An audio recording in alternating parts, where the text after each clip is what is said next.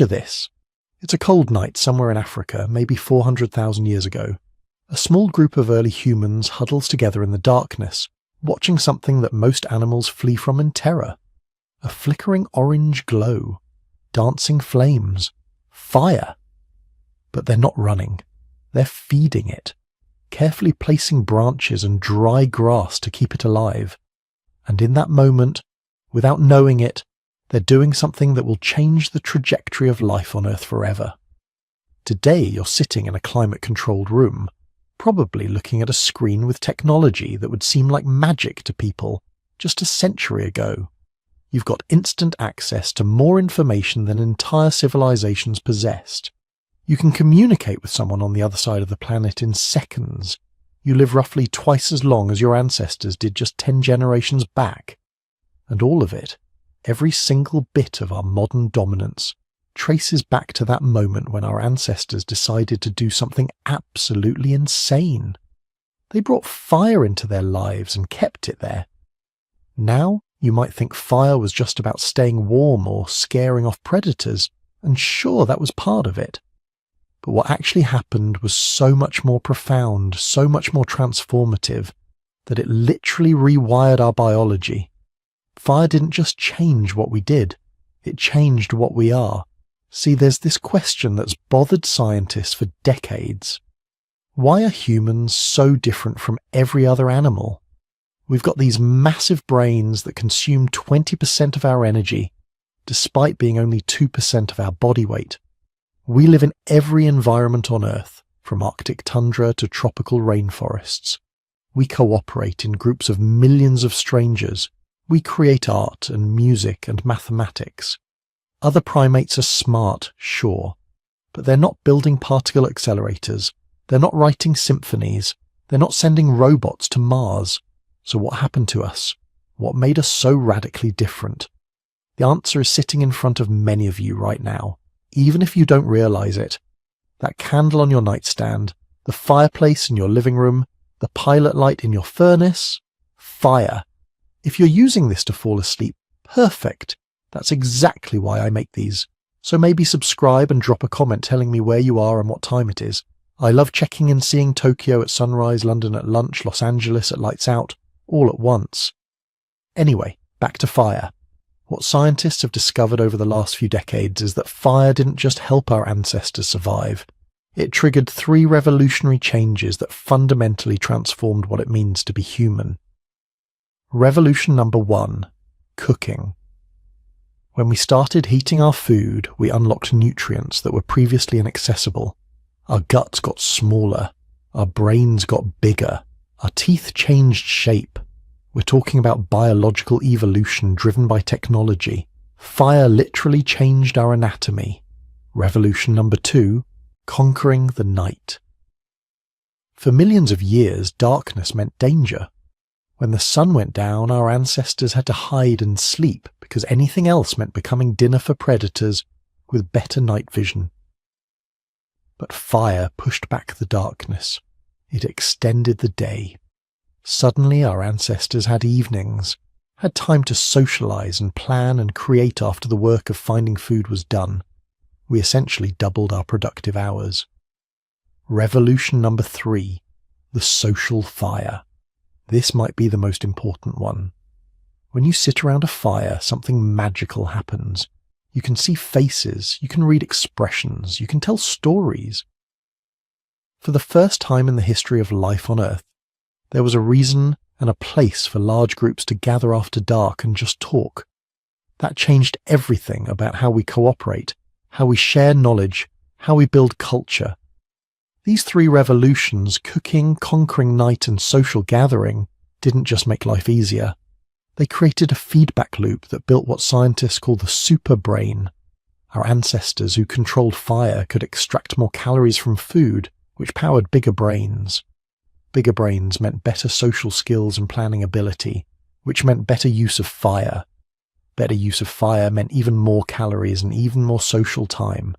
Round and round, generation after generation, for hundreds of thousands of years. And here's the really wild part. We can trace this in our DNA, in our fossils, in the archaeological record. we can actually watch it happen. We can see the moment when fire transformed our ancestors from just another clever ape into something unprecedented, something that would eventually dominate this entire planet. So let's go back, way back, before fire, before cooking, before evening gatherings and cave paintings and language as we know it.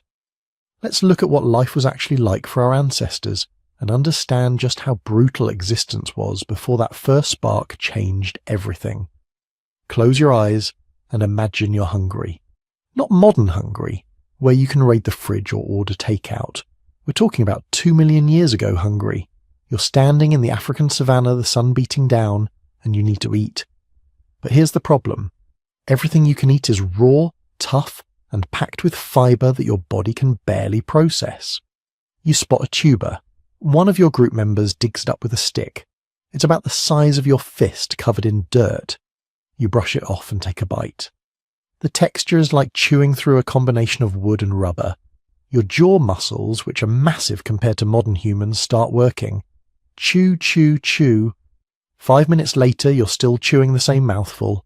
Your jaw's getting tired, but you can't stop because this tuber contains maybe 150 calories, and you need about 2,000 just to survive the day. So you keep chewing, and chewing, and chewing. This was life before fire. This was the harsh, unforgiving reality that shaped human evolution for millions of years. And understanding just how brutal it was makes what comes next seem absolutely miraculous. Let's talk about the digestive burden first, because this is where the pre-fire existence really gets desperate.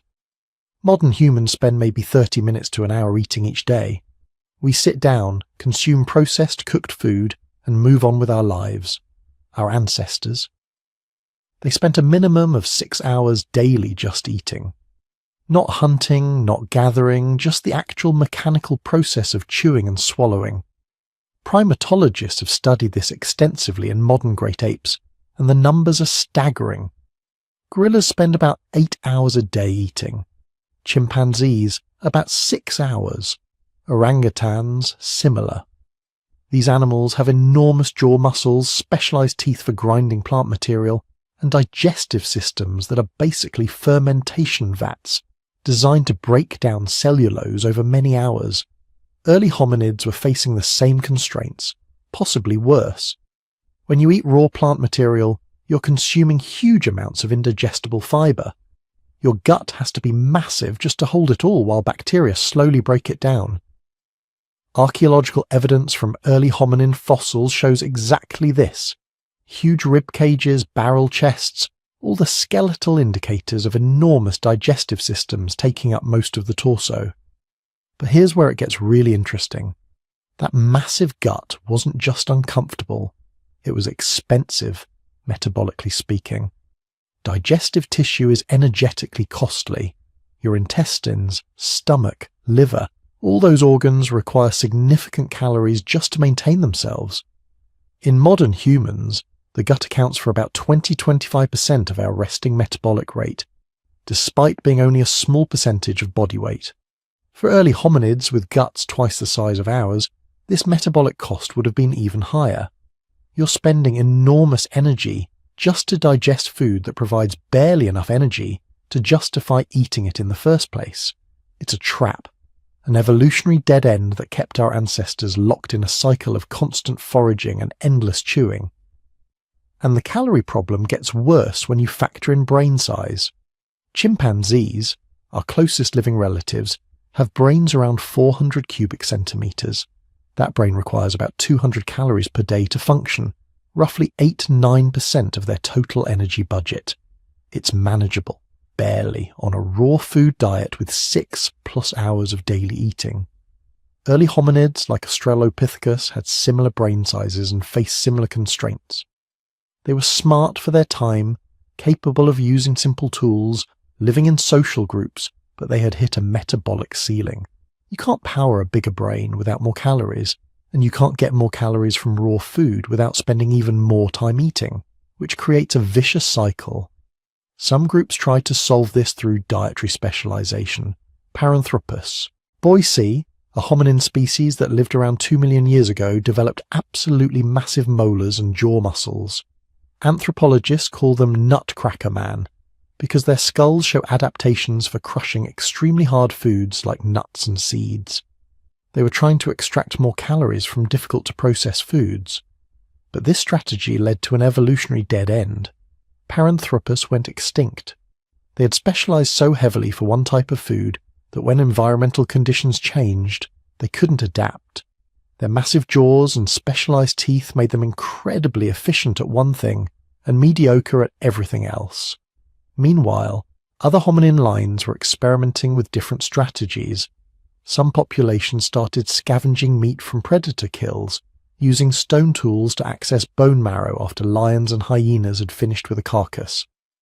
Meat provides more calories per gram than plant material, and animal fat is even better, nearly twice the caloric density of protein or carbohydrates. But there was a problem with scavenging, actually several problems. First, you're competing with hyenas, which are incredibly efficient scavengers with bone-crushing jaws. Second, carrion is often partially decomposed, full of bacteria that can kill you if your digestive system isn't adapted to handle it. Third, and most importantly, scavenging opportunities were unpredictable and scattered. You might find a carcass once a week, maybe less, and the rest of the time you're back to eating raw plants for 6 hours a day. Then there was the night problem. Modern humans think of nighttime as peaceful, maybe a little dark, but essentially just another part of the day. For early hominids, night was when the world became actively hostile. Your vision, which is specialized for color perception and detail in daylight, becomes nearly useless after dark. You can see shapes, movement, but not the detail you need to navigate safely or identify threats. Meanwhile, every major predator in Africa has night vision that makes them exponentially more dangerous after sunset. Lions hunt primarily at dusk and dawn. Leopards are active throughout the night. Hyenas, which killed more early hominids than any other predator, are primarily nocturnal, and all of them could see perfectly while you stumbled around half blind. Archaeological sites from this period show something chilling. Hominin fossils with bite marks, skulls punctured by leopard fangs, long bones cracked open by hyena jaws, not for tools, but because hominids themselves were prey.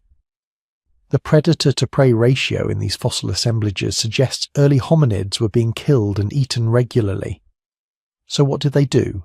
They climbed trees. Fossil evidence and comparative anatomy suggest early hominids retained tree-climbing adaptations specifically for sleeping.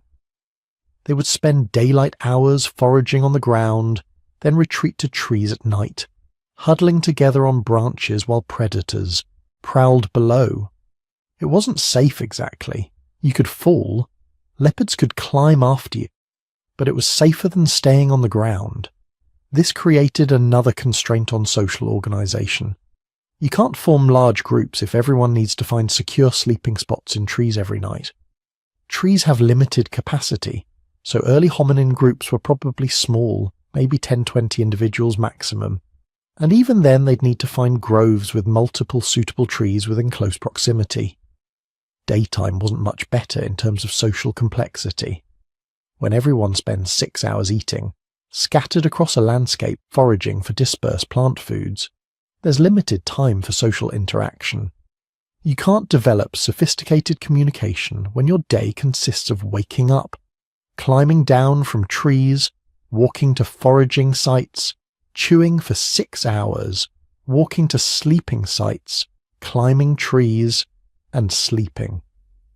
Some researchers think this is why early hominin communication remained primitive for millions of years, not because they lacked the cognitive capacity, but because they lacked the time and social context in which complex language would be useful. When you're chewing tubers for 6 hours, you can't talk. When your group is scattered across half a square mile foraging, you can't have extended conversations. The geographical constraints were equally limiting. Early hominids were trapped in relatively narrow ecological zones.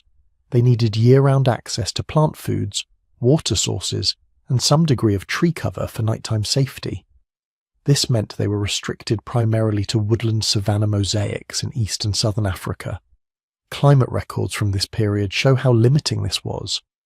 Between 2 and 3 million years ago, global climate was becoming increasingly variable. Wet periods alternated with dry periods, sometimes quite abruptly. When conditions were good, hominin populations could expand into marginal habitats.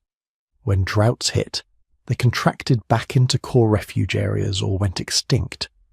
Genetic diversity studies of modern humans, extrapolated backward, suggest early hominin populations were probably quite small, maybe tens of thousands of individuals maximum, possibly much fewer. They were living on the edge, always a few bad years away from extinction. Now here's where the archaeological mystery comes in, because scientists have been arguing about when fire use actually began for decades, and the evidence is frustratingly ambiguous. The earliest widely accepted evidence of controlled fire use comes from sites in Africa and the Middle East dating to about 400,000 years ago. These sites show burned bones, charred plant remains, and discoloured sediments in patterns that suggest intentional fires rather than natural wildfires. But there are tantalising hints of much earlier fire use. A site in South Africa called Wonderwerk Cave has evidence of burned bone and plant ash dating to 1 million years ago. Another site in Kenya, Chesawanja, has burned clay fragments potentially dating to 1.4 million years ago. And some researchers think they found evidence of fire use at Swartkrans Cave in South Africa, dating back nearly 1.5 million years. The problem is that proving early fire use is extraordinarily difficult.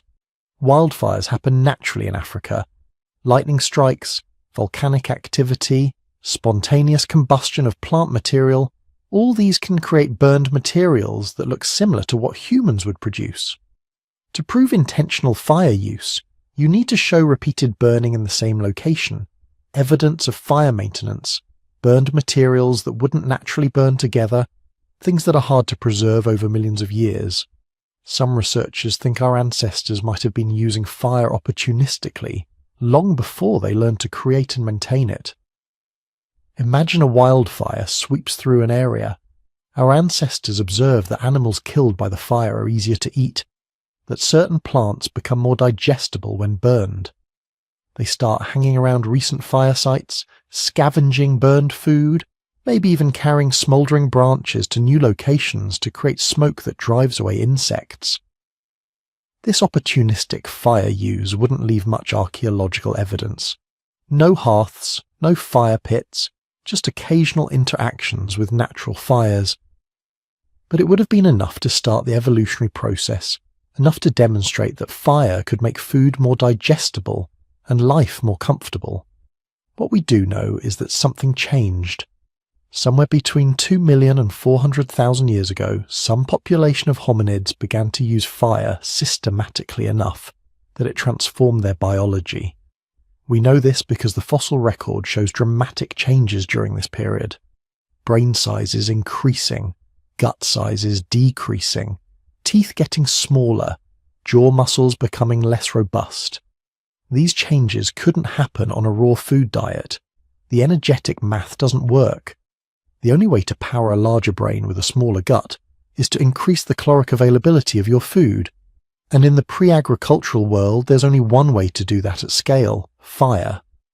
But understanding how that transition actually happened, when our ancestors moved from helpless prey huddling in trees to masters of flame reshaping the world, that's where the story gets really interesting. Imagine being one of our ancestors 1.5 million years ago. You're walking across the African savannah with your small group, maybe 15 or 20 individuals. The dry season has been brutal. Waterholes are disappearing. Game is scarce. Everyone's hungry, everyone's tired, and everyone's constantly watching the horizon for predators. Then you see it. Smoke rising in thick black columns from the forest ahead. You smell something acrid, terrifying, completely unlike anything in your normal experience. And you hear a sound that makes your blood run cold, a deep crackling roar that seems to be eating the landscape itself. Fire. Every instinct in your body screams, run. And that's exactly what most animals do. You've seen it before, those rare times when lightning strikes during the dry season and ignites the grasslands. Herds of antelope stampeding in panic, lions and hyenas fleeing side by side, predator and prey united in terror. Birds rising in enormous clouds, their cries filling the air. Fire is death. Fire is the thing that consumes everything. Trees that have stood for generations, gone in minutes. Tall grass that provides cover and food reduced to ash. Animals caught in the wrong place at the wrong time, their charred remains scattered across blackened earth. So, you run. Of course you run.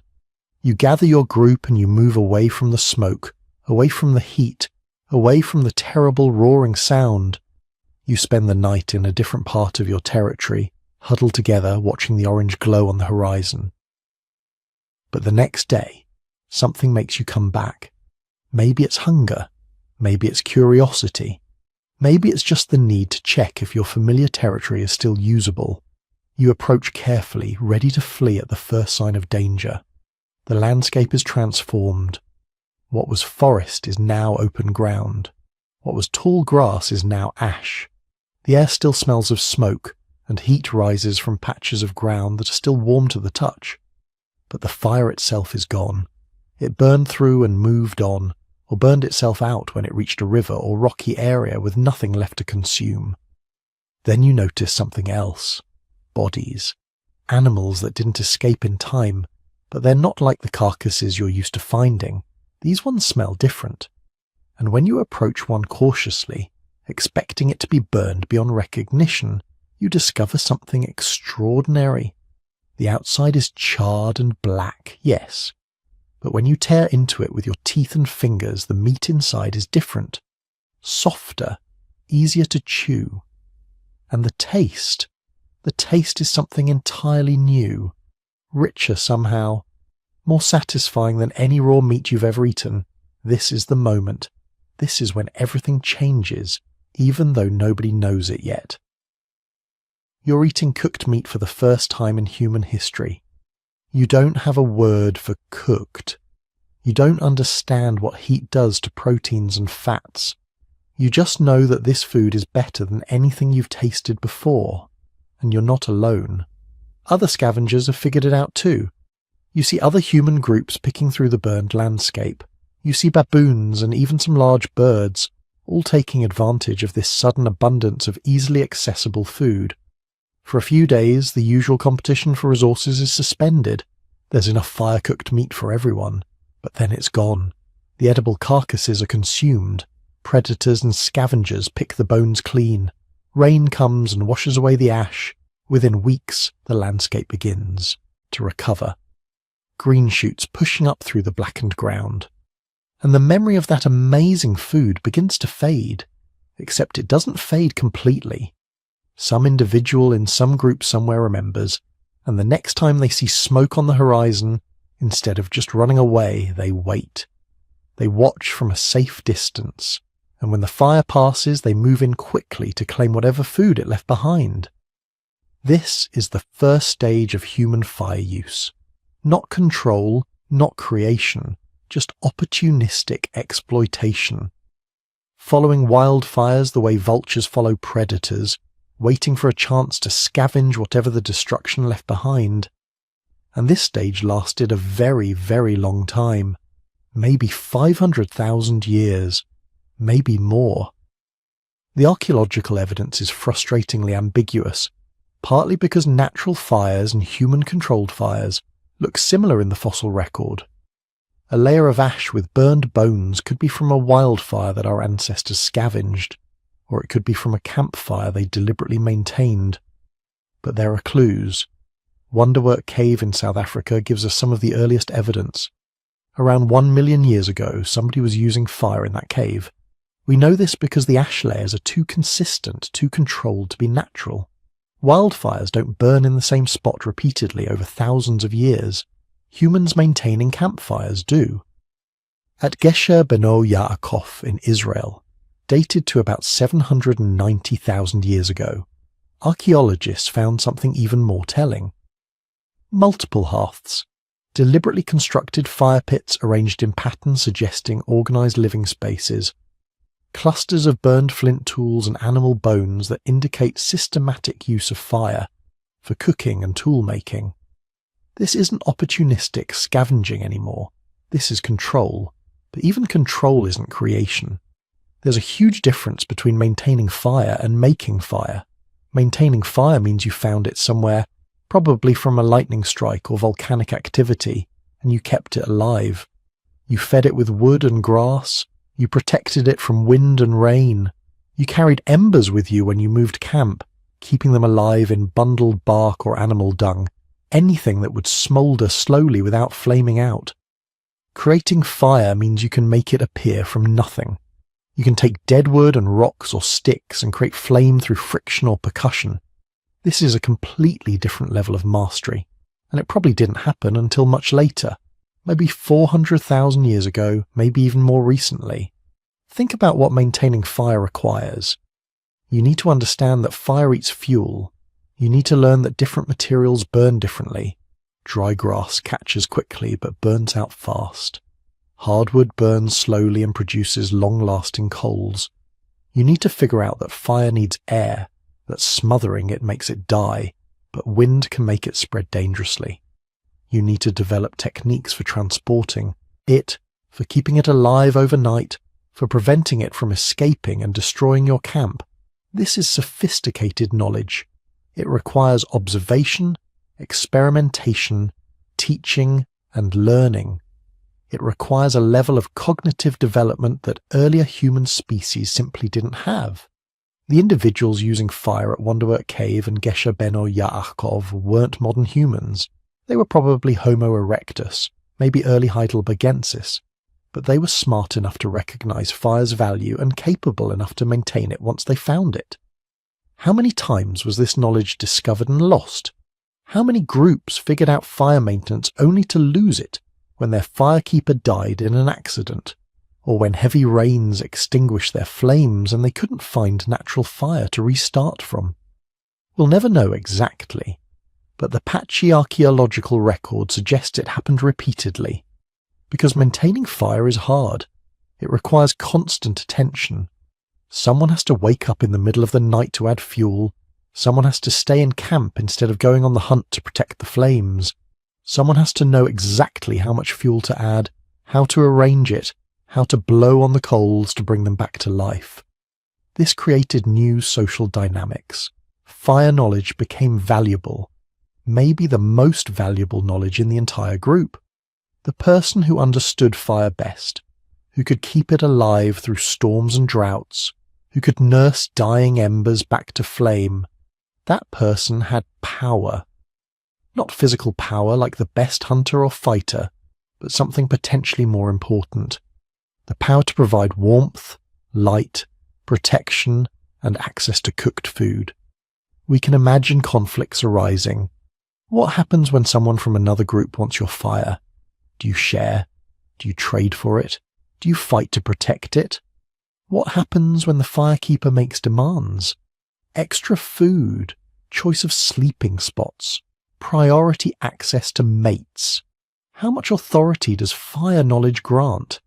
The archaeological record can't answer these questions directly, but we see hints. At some sites, hearths are positioned in the centre of living spaces, suggesting fire was communal. At others, they're off to the side or at the edges, suggesting more individual control. The variation suggests different groups developed different fire-related social structures. And then there's the controversy, the debate among archaeologists about when fire use truly began. Some point to evidence from nearly 2 million years ago, burned bones and soil that might indicate very early fire use. Others are skeptical, arguing that natural processes can create similar patterns. The scientific debate continues, with new evidence constantly refining our understanding. What's not controversial is that by 400,000 years ago, fire use had become systematic and widespread. Archaeological sites from Africa, Europe and Asia all show consistent evidence of controlled fire. Hearths, fire pits, burned tools, deliberately cooked food. Our ancestors, multiple species of them, had figured out fire maintenance and were passing that knowledge down through generations. But they still couldn't create it on demand. They were still dependent on finding natural fire from lightning strikes or volcanic activity. They still had to maintain embers constantly, living in fear of the day when the fire might go out permanently. The transition from maintenance to creation was the final step. And when it happened, probably sometime between 400,000 and 200,000 years ago, it completed the revolution. Our ancestors were no longer dependent on nature's whims. They could make fire anywhere, any time. They could expand into regions without natural fire sources. They could take risks that would have been unthinkable before, but we're getting ahead of the story. Before fire creation came fire maintenance. And before fire maintenance came that first brave individual who decided to approach the burned landscape instead of fleeing from it, who discovered cooked meat and recognized it as something valuable, who began the long process of observation and experimentation that would eventually give our species control over the most powerful force in nature. That individual's name is lost to time, their specific story unknown, but their legacy surrounds us. Every campfire, every candle, every controlled flame is a direct descendant of that first moment of discovery, when some ancient human looked at fire not as pure terror, but as potential tool. That cognitive shift, that ability to see danger as opportunity, that's what made us human. The fire didn't just warm our bodies, it began warming our minds, expanding our capabilities, transforming us from just another clever ape into something unprecedented in Earth's history. But that transformation didn't happen overnight. It took hundreds of thousands of years, and it required 3 distinct revolutions, each building on the last, each pushing human evolution in new directions. The first revolution was happening in our stomachs, and it would reshape our entire biology. Now here's where things get really interesting. Your ancestors have fire. They can keep it alive, move it from place to place, use it for warmth and protection. But for tens of thousands of years, maybe hundreds of thousands, they're still basically using it like an expensive security system. Light to keep predators away, heat to survive cold nights. It's useful, absolutely, but it's not revolutionary yet. Then somebody, somewhere, probably completely by accident, discovered something that would change the trajectory of human evolution more profoundly than anything except maybe language itself. They cooked something. Picture the moment. Maybe a scrap of meat falls into the fire during a meal. Someone pulls it out, burns their fingers, drops it in the dirt. Later, when they're desperate enough, they try eating it anyway. And they notice something strange. It tastes better. Chews easier, doesn't make them sick like that sketchy raw meat they ate last week.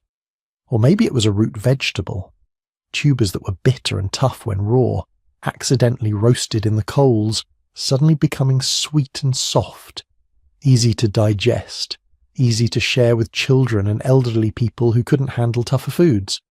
However it happened, someone made the connection. Fire plus food equals something fundamentally different. Not just warm food, not just preserved food, transformed food, and that transformation rewrote human biology from the inside out. Let's talk about what cooking actually does. At the molecular level, applying heat to food is like performing chemical surgery. Proteins, those long complex chains of amino acids that make up muscle tissue and plant structures, they're normally twisted and folded into elaborate shapes. When you eat raw meat or raw plants, your digestive system has to work incredibly hard to break down these structures, to unfold the proteins and cut them into pieces small enough to absorb. But heat does this work for you. At around 140 degrees Fahrenheit, proteins start to denature. Their complex structures unfold. The tough resistant fibers break down into simpler forms that your stomach acid and digestive enzymes can attack far more efficiently. The same thing happens with starches. Raw starch molecules are packed into dense granules that are difficult for your body to access. But when you heat them, the granules swell and burst, releasing simple sugars that your intestines can absorb almost immediately. This isn't a minor improvement. This is a revolution in energy extraction. Modern nutritional studies show that cooked food provides 30 to 50% more usable calories than the same food eaten raw. Let that sink in. The same exact piece of meat or root vegetable, just by applying heat, suddenly delivers half again as much energy to your body. For an animal living on the edge of starvation, which describes most of our ancestors most of the time, this is the difference between life and death. This is finding a secret cheat code in the video game of survival. But the caloric explosion was just the beginning. Cooking also kills pathogens. Bacteria, parasites, viruses, all the microscopic horrors that turn raw meat into a game of digestive Russian roulette. Heat destroys them. A piece of meat that might have been crawling with dangerous microbes becomes safe to eat after just a few minutes over fire. This meant lower rates of food poisoning, fewer parasitic infections, less energy wasted fighting off pathogens. Your immune system, which normally has to work overtime processing the constant assault of microorganisms from raw food, could suddenly relax a little. That saved energy too. And then there's the detoxification effect. Plants don't want to be eaten, they can't run away, so they defend themselves with chemistry. Toxics, alkaloids, bitter compounds, substances that can make you sick or even kill you. Raw cassava contains cyanide. Raw kidney beans contain lectins that can destroy your intestinal lining. Hundreds of plants that could provide nutrition are literally poisonous when eaten raw. But cooking neutralizes most of these toxins. Heat breaks down the chemical defenses plants use to protect themselves. Suddenly, the entire botanical world opened up to human exploitation. Plants that would have been inedible became staple foods. The range of things your ancestors could eat expanded exponentially. Think about what this meant for survival. Before cooking, your ancestors were limited to foods they could safely digest raw. Certain meats, certain fruits, a limited selection of plants. After cooking, they could eat almost anything. Tough roots, toxic plants, old meat that was starting to turn. Fire made it all accessible. But here's where the story gets truly wild. Because all this extra energy, all these extra calories, all this freed up capacity that your digestive system no longer needed, your body had to do something with it. And evolution, being the ruthlessly efficient optimizer that it is, redirected those resources to the most expensive, most energy-hungry organ in the human body, your brain. This is what anthropologists call the expensive tissue hypothesis. It was proposed by Leslie Aiello and Peter Wheeler in 1995, and it's one of the most elegant explanations in evolutionary biology. The basic idea is simple. Brains are phenomenally expensive to run. Your brain makes up about 2% of your body weight, but consumes roughly 20% of your total energy budget. It's like running a supercomputer that never sleeps, constantly burning calories even when you're resting. For most animals, this kind of energy demand is impossible to sustain. They need every available calorie just to power their digestive systems, which have to process huge amounts of low-quality food.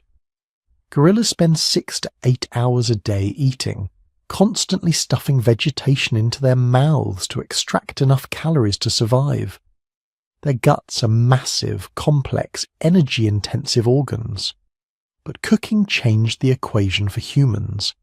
By pre-digesting food externally with fire, our ancestors could extract more calories while requiring less digestive machinery. The stomach could shrink. The intestines could become shorter and less complex. All that tissue, all that metabolically expensive gut could be reduced.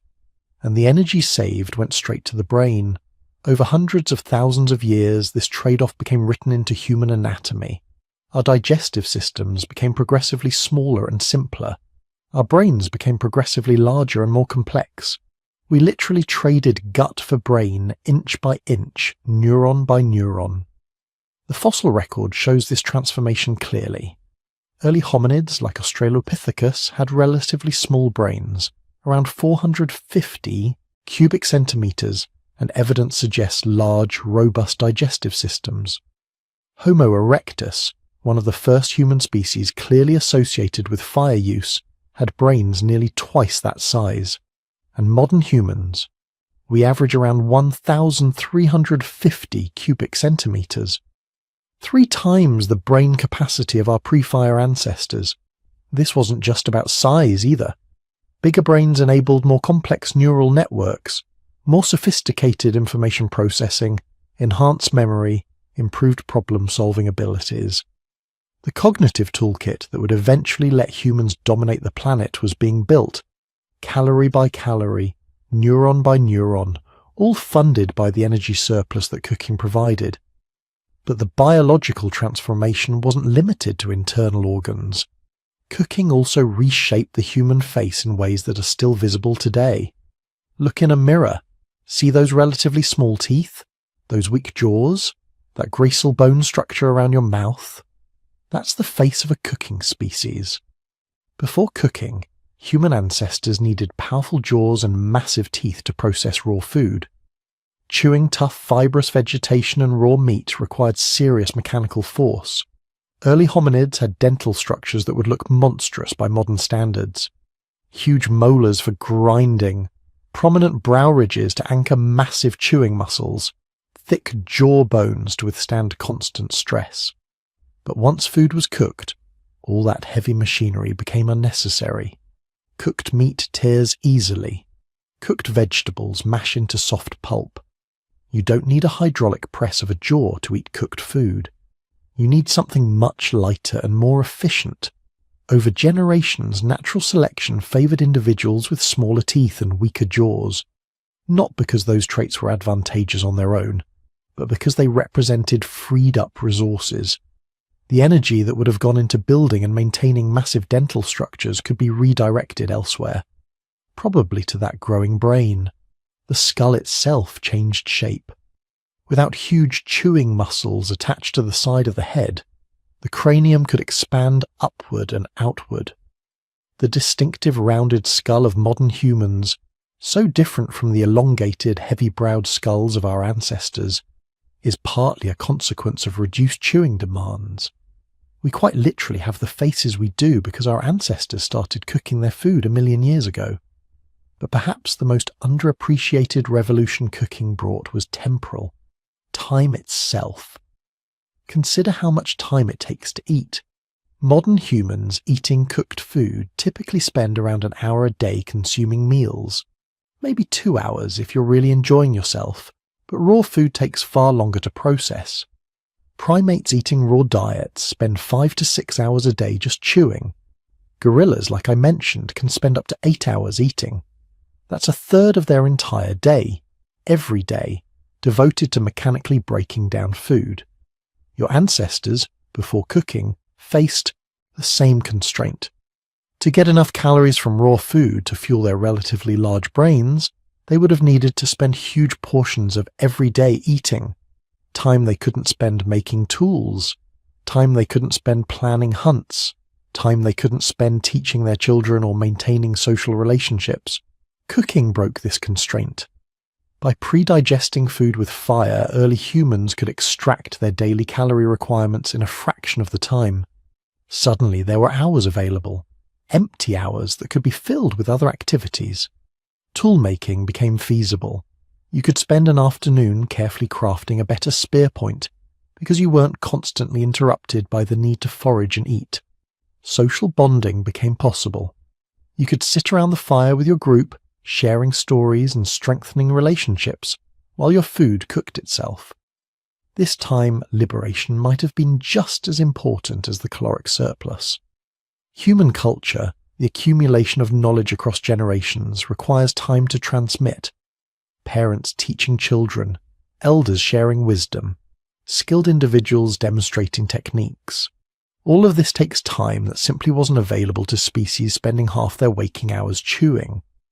Cooking created that time, and with that time came everything we recognize as distinctly human. Art, music, storytelling, elaborate tool traditions, strategic planning, abstract reasoning. All of it became possible because our ancestors weren't spending 6 hours a day mechanically processing raw vegetation. But here's the truly mind-blowing part. This transformation was so complete, so total, that it became irreversible. Modern humans, despite being genetically almost identical to our ancestors from 200,000 years ago, literally cannot survive on raw food alone. Studies of modern raw food enthusiasts show this clearly. Even with access to the best possible raw foods, carefully selected and prepared, with unlimited quantities available, people on strict raw diets consistently lose weight and show signs of chronic energy deficit. Women's reproductive systems shut down. Children fail to develop properly. The human body, shaped by 1 million years of cooked food, simply can't extract enough energy from raw sources to maintain itself. We crossed a point of no return. We became obligate cooks, a species that requires external food processing to survive. Fire transformed from a useful tool into a biological necessity. Our ancestors didn't just learn to cook, they evolved to need cooking. This is unprecedented in the natural world. No other species has ever become dependent on a culturally transmitted technology for basic survival. Birds build nests, beavers build dams, but they could survive without these behaviors if necessary. Humans can't survive without fire, without cooking. The technology became part of our biology. And this transformation, this fundamental rewiring of human existence, happened relatively fast in evolutionary terms. Within maybe 500,000 years of regular fire use, humans had already become significantly dependent on cooking. Within 1 million years, the dependence was complete. Your ancestors weren't just using fire, they were being remade by it. Every generation slightly more dependent, slightly more adapted to cooked food, slightly less capable of surviving without it, until finally they became us, a species with small guts, huge brains, weak jaws, and an absolute requirement for fire. The spark that someone captured 1 million years ago didn't just provide warmth and protection, it initiated a biological transformation that created modern humanity. We are quite literally the cooking ape, the species that learned to digest with fire instead of just with our guts. And this was just the first revolution. The biological transformation was profound, but it was also just the beginning. Because once fire became central to human survival, once every group carried embers and kindled flames every evening, something even more remarkable started happening. The night, which had always been humanity's enemy, was about to become our greatest asset. But cooking was just the beginning. Fire was about to solve an even more fundamental problem, one that had constrained every species of human that had ever lived. The problem of darkness. Picture your ancestors before fire. Not just before controlled fire, but before any regular relationship with flame at all. These early humans lived on a strict schedule dictated entirely by the sun. When light faded, their world shrank to almost nothing. They couldn't see predators approaching. They couldn't work. They couldn't travel safely. They could barely even socialize effectively in the dark. So what did they do? They found the best shelter they could. Maybe a cave, maybe a dense thicket. Maybe just a spot against a rock face where they could put their backs to something solid. Then they huddled together and waited for dawn. But they couldn't really sleep. Not deeply. Not the way you sleep in your bed with the doors locked and the lights off. Because the night belonged to predators. Think about what that means. Really think about it. You're sitting in near total darkness. Your visual cortex, which takes up a massive chunk of your brain's processing power, is essentially useless. You can barely see your hand in front of your face, let alone a leopard stalking through the grass 20 feet away. But the leopard sees just fine. Cats have a reflective layer behind their retinas called the tapetum lucidum. It's like a biological mirror that reflects light back through the eye, giving them exceptional night vision. To a leopard, a moonlit night might as well be midday.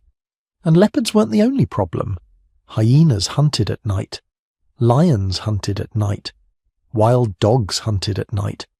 The whole carnivore community had evolved specifically to exploit the darkness, to hunt prey that couldn't see them coming. So your ancestors developed what sleep researchers call sentinel behavior. You've probably seen it if you've ever watched birds or prey animals resting. They don't all sleep at once. Some members of the group stay alert while others rest, then they switch. In human groups, this meant nobody ever got truly deep sleep. There was always part of your brain on guard, always some neural circuits listening for the snap of a twig, the rustle of grass, the low growl that meant something with teeth had found you. This is exhausting. Your brain needs deep sleep to function properly. During deep sleep, your brain consolidates memories, repairs damage, clears out metabolic waste. Without it, cognitive function degrades rapidly. You become irritable, unfocused, prone to mistakes. Over the long term, chronic sleep deprivation causes serious health problems. But our ancestors didn't have a choice. The night was dangerous. Vigilance was mandatory. Evolutionary pressure favoured individuals who could function on fragmented sleep, who could snap awake at the slightest sound. This shaped human sleep patterns in ways we can still see today. Modern humans are naturally light sleepers compared to many other primates. We wake easily. We're hyper-alert to unusual sounds during sleep. This isn't a bug in our programming. It's a feature, evolved over millions of years of sleeping while lions prowled in the darkness. Then came fire, and everything changed. The first time an early human group managed to keep a fire burning through the night must have been absolutely transformative. Suddenly you had light. Not the dim glow of bioluminescent fungi or the occasional flash of lightning. Real light. Steady, reliable, controllable light that pushed back the darkness in a sphere around your camp. But more importantly, you had protection. Because here's what nobody tells you about predators. They're cautious. Evolution doesn't favour reckless behaviour. An injured predator is a dead predator. So lions and leopards learn to avoid unnecessary risks. And fire was a risk they wanted nothing to do with. Most mammals have an instinctive fear of fire. It's written into their neural circuitry at a very basic level. Fire means pain. Fire means danger. Fire means flee. This isn't learned behaviour. You don't have to teach a lion to avoid flames. They just do. So when your ancestors learned to maintain fires at night, they created something revolutionary. A predator-free zone. A bubble of safety in the middle of the dangerous African night. For the first time in the history of the human lineage, people could relax after sunset. They didn't need constant vigilance. The fire was their sentinel. Any predator approaching the camp would see the flames and veer away. And if one was bold enough or desperate enough to approach despite the fire, the humans would see it coming. The firelight extended their visual range dramatically. Instead of seeing 5 feet in the moonlight, they could now see 20 or 30 feet. That's more than enough warning to grab weapons, add fuel to the fire, make noise to scare off the intruder. The psychological transformation this created cannot be overstated. For the first time ever, humans weren't prey at night. They weren't helpless refugees hiding in the dark. They were the ones in control. The ones with power over their environment.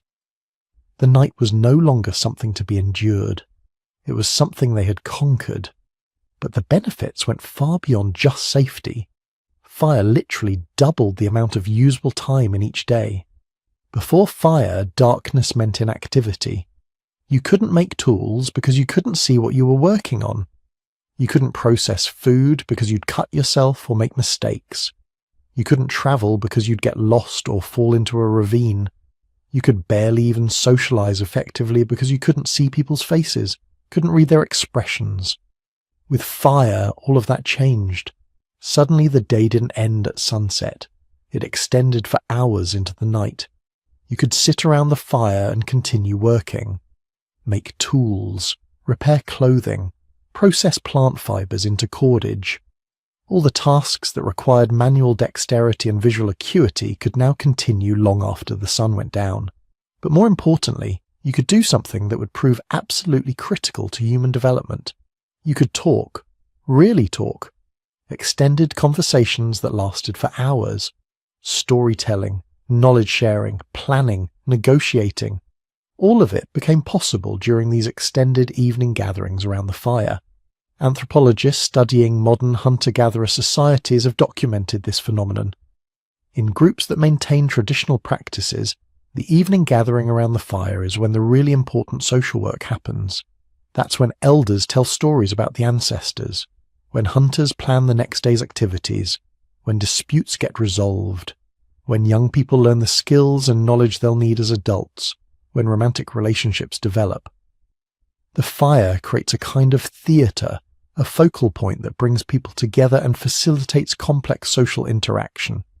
Before fire, this simply wasn't possible. Humans would have had limited time for extended conversation.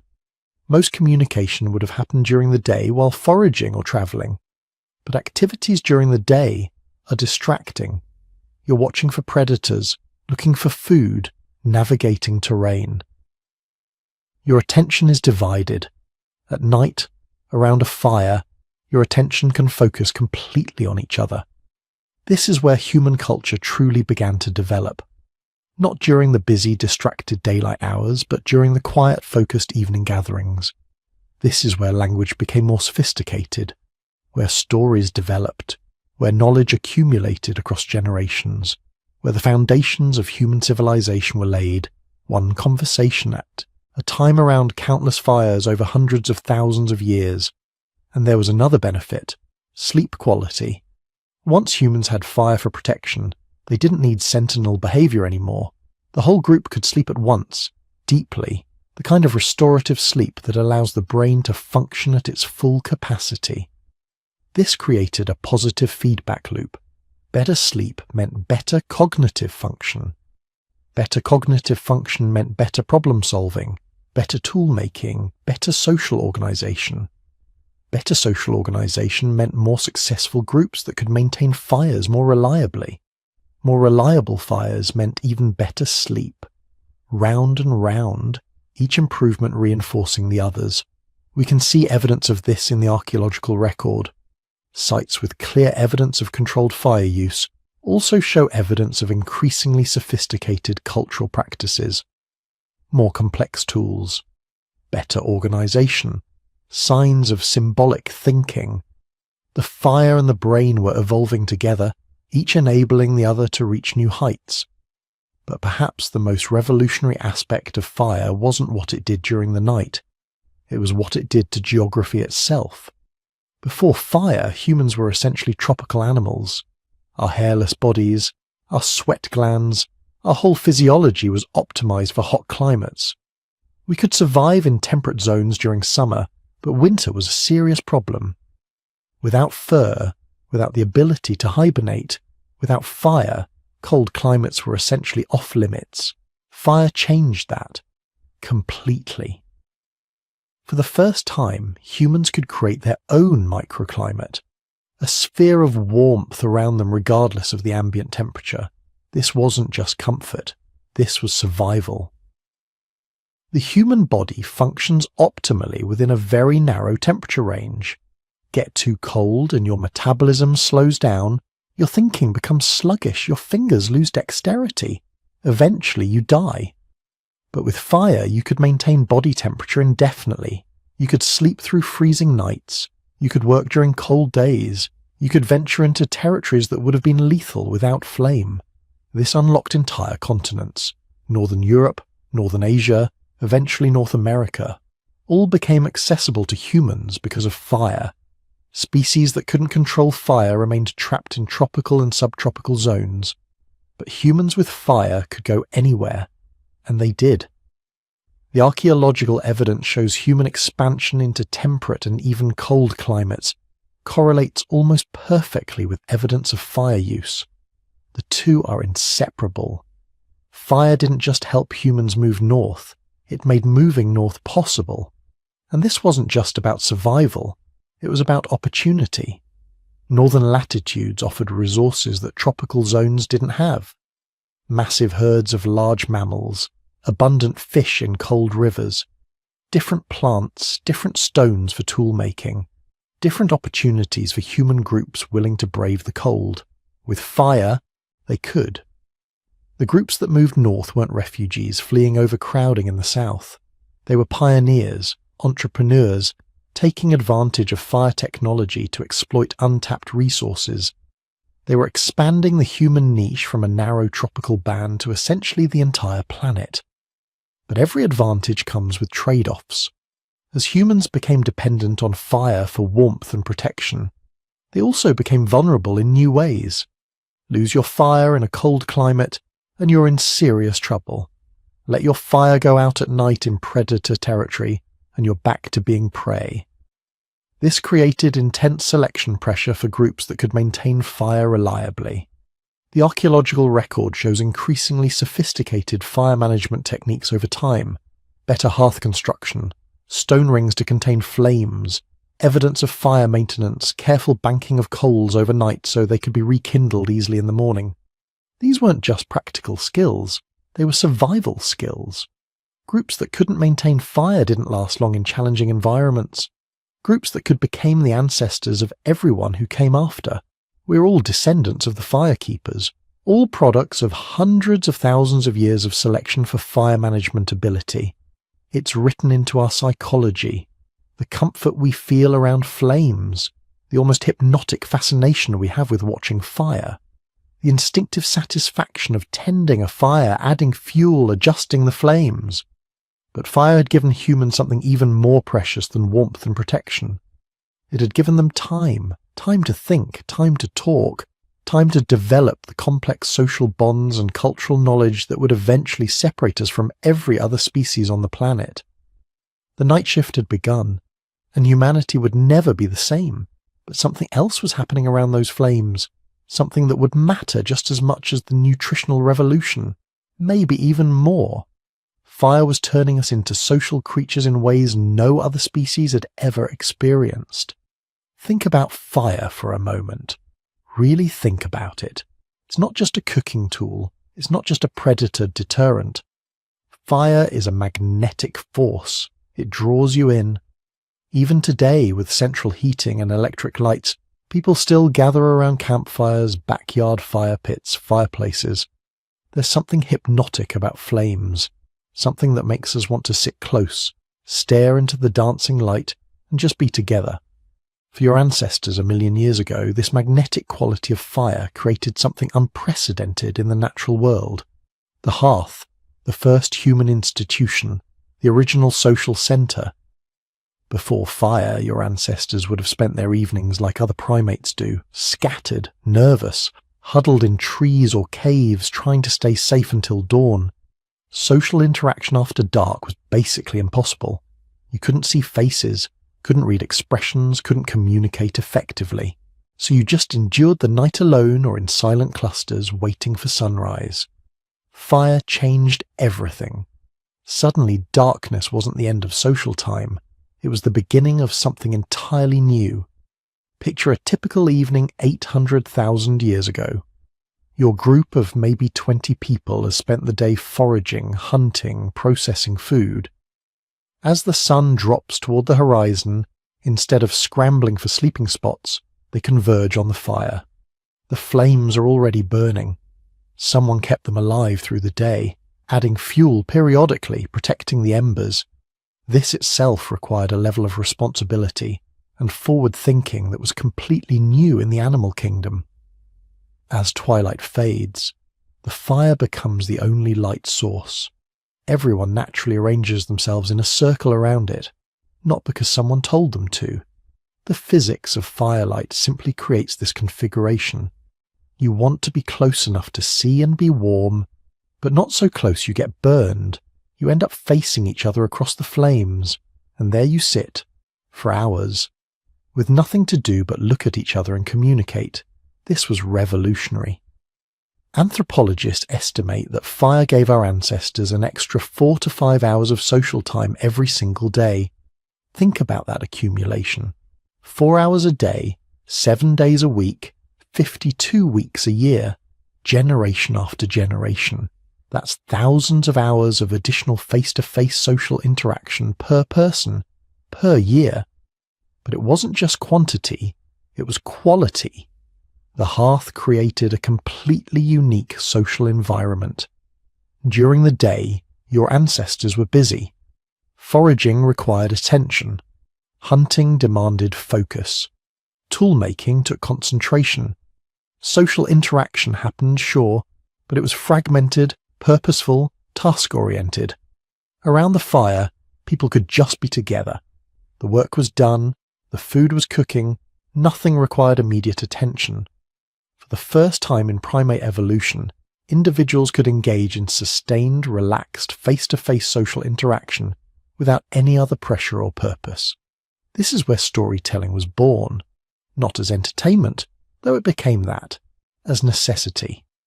Humans are meaning-making machines, and when you give us hours of social time with nothing else to do, we start constructing narratives. Imagine you're sitting around that fire. Someone gestures toward the darkness and makes sounds describing the animal they saw today. Not just warning sounds, detailed sounds, descriptive sounds. They're trying to communicate something complex, where the animal was, how big it was, whether it seemed dangerous or edible. Others listen intently. Someone else adds information. Maybe they saw the same animal yesterday in a different location. Now you're tracking patterns, predicting behavior, planning tomorrow's activities based on shared information. This isn't instinct. This is culture. Knowledge being transferred through communication rather than genetics. And it's happening because fire gave you the time and the setting to make it possible. But storytelling evolved beyond practical information sharing. It became something stranger, more abstract. People started describing things that happened in the past. Not yesterday, but seasons ago. Years ago. They told stories about ancestors who were no longer alive. About places they'd been when they were younger. About dangers they'd survived and lessons they'd learned. This required a cognitive leap that still makes scientists scratch their heads. You have to understand that other people have mental states, that they can hold information you don't have, that their past experiences which you didn't witness can be valuable to you in the present. Psychologists call this theory of mind, the ability to model other people's thoughts and perspectives. It's something humans excel at and most other animals struggle with, and the evidence suggests it evolved primarily around fires. Why? Because firelight gatherings created the perfect environment for theory of mind to develop. You're sitting there for hours, watching faces flicker in and out of the light. You start noticing expressions. This person looks worried. That person seems excited. Over time, you get better at reading these subtle cues. You start predicting behavior, understanding motivation, anticipating what someone might do based on what you think they're thinking. Natural selection would have strongly favored individuals good at this. Someone who could understand group dynamics would navigate social relationships more successfully. They'd form better alliances, avoid conflicts, gain status, and they'd be more likely to survive and reproduce. Over thousands of generations, human theory of mind became extraordinarily sophisticated. We became the mind-reading apes, not telepathic, but remarkably good at inferring thoughts, intentions, and emotions from minimal cues. All because fire gave us thousands of hours to practice. And then there's language, the big one, the adaptation that really sets humans apart from every other species on Earth. We don't know exactly when fully modern language evolved. Probably not all at once, more likely gradually, over hundreds of thousands of years. But we're increasingly certain that fire accelerated the process dramatically. Here's why. Language isn't just useful, it's incredibly complex. The grammar rules, the vocabulary, the subtle meanings, the ability to discuss abstract concepts and things that aren't immediately present. All of this requires massive cognitive machinery. Your brain dedicates huge amounts of processing power to language, more than to almost anything else you do. For such a costly adaptation to evolve, it needs to provide enormous benefits, and those benefits need to be used constantly, not just occasionally. You need situations where communication is so important that people with slightly better language skills have significantly better survival and reproduction rates. The cooking hypothesis for language evolution argues that fire created exactly these conditions. Cooking isn't simple. It requires planning, coordination, and precise timing. You need to gather fuel, keep the fire burning at the right temperature, monitor the food, decide when it's done, share the results fairly. Try doing all that without language. It's possible, sure. Other primates coordinate activities, but it's clumsy, inefficient. You make mistakes. Food gets burned or undercooked. Resources get wasted. Conflicts emerge over distribution. Now imagine a group where individuals can discuss these activities, where someone can say, in whatever proto-language they're using, that the fire needs more wood, where another person can indicate that the food smells like it's almost ready, where the group can agree in advance how the meal will be divided. That group wastes less food, shares more fairly, cooperates more effectively, and they survive better than groups that can't coordinate as well. Over time, the groups with better communication skills outcompete those with worse communication. Language abilities improve generation by generation, but it goes deeper than practical coordination. The social aspects of cooking might have been even more important for language evolution, because cooking wasn't just about nutrition, it was about culture. Every human society that's ever been studied has food-sharing rituals. Shared meals are sacred time. They're when families bond, when alliances form, when courtship happens, when social hierarchies get negotiated. The dinner table, whether it's an actual table or just a space around a fire, is where human social life unfolds. This pattern is so universal it has to be ancient. And it has to trace back to those early fires. When your ancestors started cooking food, they also started sharing it in ritualized ways, not just grabbing and eating individually like other primates, but distributing portions, observing protocols, using the meal as a social event. These rituals required language to maintain. You need to communicate expectations, explain traditions to children, negotiate who gets what portion and why. Resolve disputes when someone feels they've been treated unfairly. Without sophisticated communication, the whole system breaks down. So, fire selected for language ability, not just the practical language of coordination, but the social language of relationship building, tradition maintenance, and cultural transmission. And once you have that kind of language, everything changes, because now you can teach, not just show someone how to do something and hope they figure it out, but actually explain, describe the reasoning behind techniques, warn about dangers they haven't encountered yet, share knowledge accumulated over lifetimes. Around the fire at night, elders could transmit decades of knowledge to younger generations, which plants were edible and which were poisonous, where water sources could be found during dry seasons, how to predict weather patterns, when certain animals migrated, how to navigate by stars. This intergenerational knowledge transfer created cultural continuity. Each generation built on what the previous one had learned instead of starting from scratch. Knowledge accumulated, techniques improved, culture became cumulative. And this is why humans exploded across the planet while other smart animals stayed relatively limited. Other species had to rely on instinct and individual learning. Humans could package thousands of years of collective knowledge into teachable lessons transmitted around fires. But fire's social revolution went even further. It changed how we bonded with each other, especially romantically. Every human culture practices some form of shared meals between partners. Dating involves dinner. Marriages include feasts. Anniversaries center on special meals together. This isn't random, it's ancient. Pair bonding in humans is unusually strong compared to most primates. Most apes don't form lasting partnerships. Humans do. And the evidence suggests this shift happened alongside the adoption of cooking. When your ancestors started investing time in preparing food, sharing meals became an intimate act. Cooking for someone signaled investment. Sharing scarce resources showed commitment. Around the fire, couples could sit together away from the main group. They could talk without being overheard. They could strengthen bonds through thousands of hours of quiet companionship. This intimacy was new in the primate world, and it helped create the stable partnerships that became the foundation of human family structure. Fire also enabled something even stranger: ritual, symbolism, the beginnings of what we might call spirituality. Because fire itself became sacred. In every human culture ever documented, fire holds special meaning. It's treated with respect, often with reverence.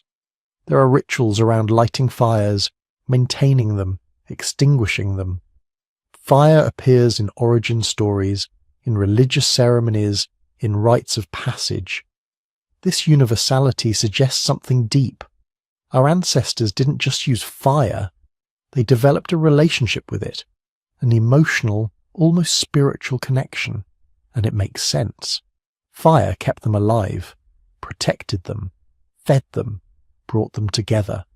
It was the center of their world, the one constant in a dangerous, changing landscape. Around fires, the first human rituals probably emerged. Maybe someone noticed that certain actions seemed to make hunts more successful, not because of any real causal connection, but just random correlation. They started repeating those actions. Others joined in. Over time, these became traditions, ceremonies, the earliest forms of what we call religion. All of this, every bit of it, traces back to that simple fact. Fire is magnetic. It draws us together. And when it drew our ancestors together night after night, year after year, millennium after millennium, it transformed us from smart apes into something entirely new. Social creatures capable of cooperation at scales no other species could match. Storytellers who could transmit knowledge across generations. Symbolic thinkers who could create meaning and purpose beyond mere survival. The fire made us human, but the hearth made us humanity.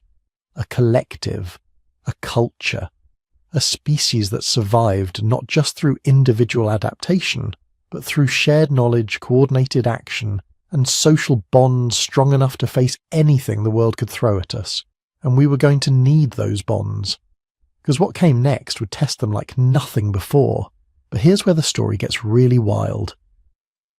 Because fire didn't just give us cooked food and protection from predators, it literally rebuilt our brains from the inside out. Picture this. You're looking at a Homo habilis skull from 2 million years ago. Small, compact brain capacity around 600 cubic centimeters. That's roughly the size of a large orange. Now look at a modern human skull. Brain capacity around 1,400 cubic centimeters, more than twice as large. And if you track the timeline of when these changes happened, they map almost perfectly onto the timeline of fire control. This wasn't coincidence. This was the most dramatic neurological transformation in mammalian history, and it happened in evolutionary terms incredibly fast. Something was driving an explosive expansion of human brain tissue. Something was making bigger, more energy-hungry brains not just viable, but actually advantageous enough that natural selection kept pushing for more. That something was fire. But to understand how fire created the superbrain, we need to talk about the most expensive organ in your body. Your brain represents about 2% of your body weight, but it consumes roughly 20% of your daily calories. In infants, it's even more extreme. A baby's brain can use up to 60% of the calories they consume. This creates what biologists call an energetic constraint.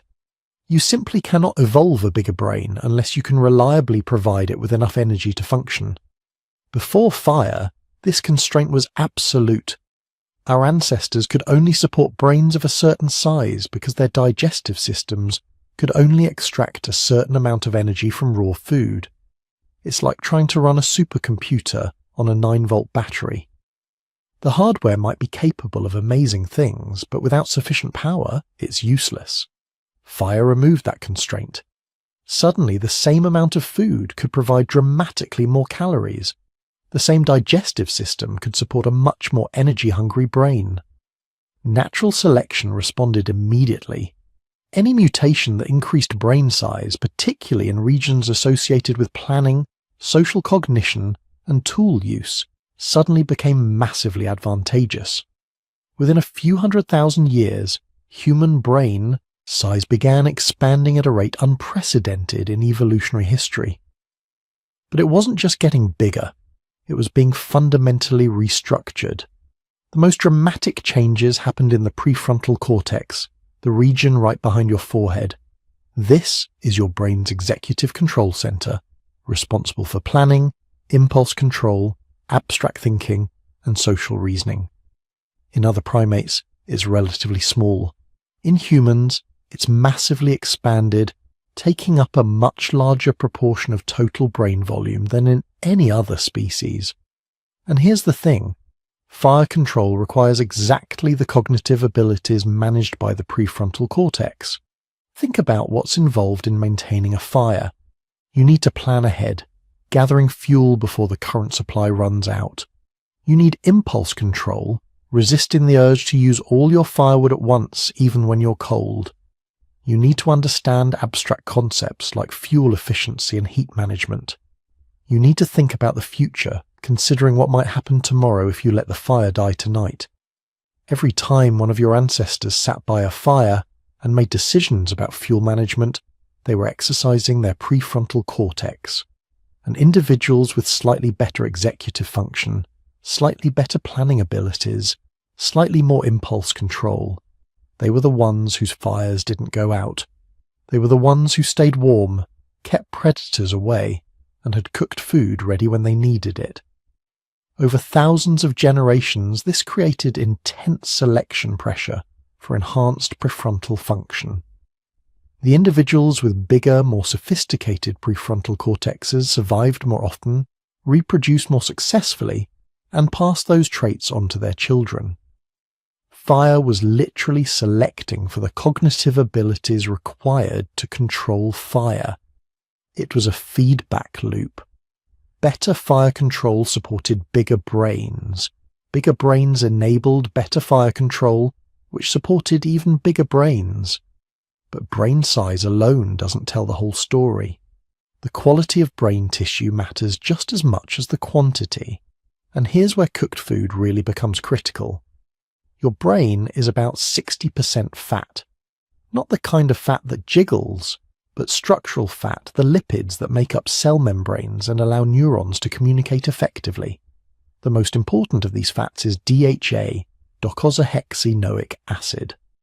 This long-chain omega-3 fatty acid is absolutely essential for brain development and function. Without adequate DHA, cognitive development is impaired, sometimes severely. The problem is, DHA is hard to come by in nature. The best sources are seafood and fatty meat from wild animals. But raw seafood is dangerous, full of parasites and bacteria. Raw meat, especially organ meat where DHA concentrates, is tough to digest and also potentially contaminated. Before fire, getting adequate DHA required taking serious health risks. After fire, everything changed.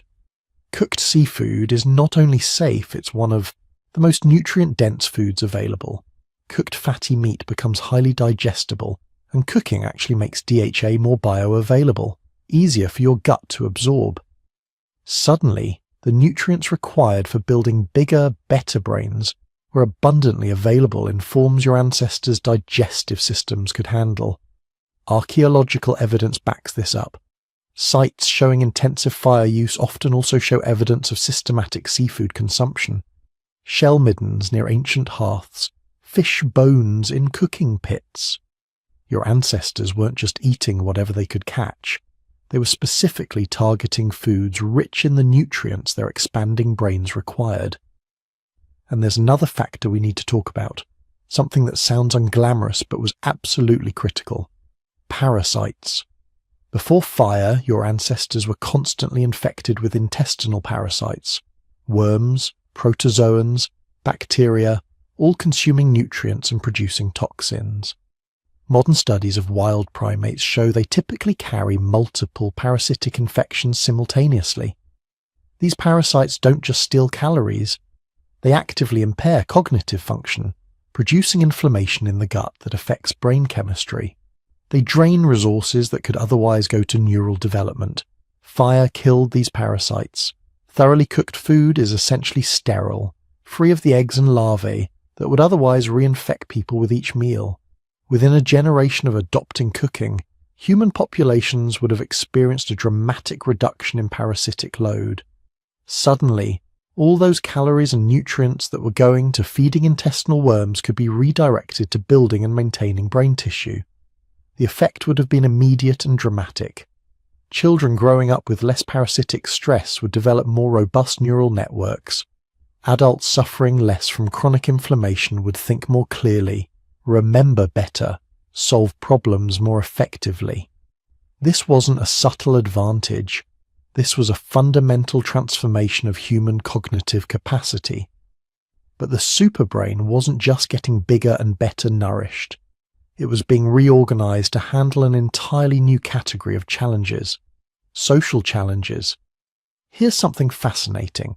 As human brain size expanded, the neocortex grew disproportionately fast. This is the outer layer of the brain, heavily involved in conscious thought, sensory processing, and especially social cognition. In humans, the neocortex is absolutely massive compared to other primates.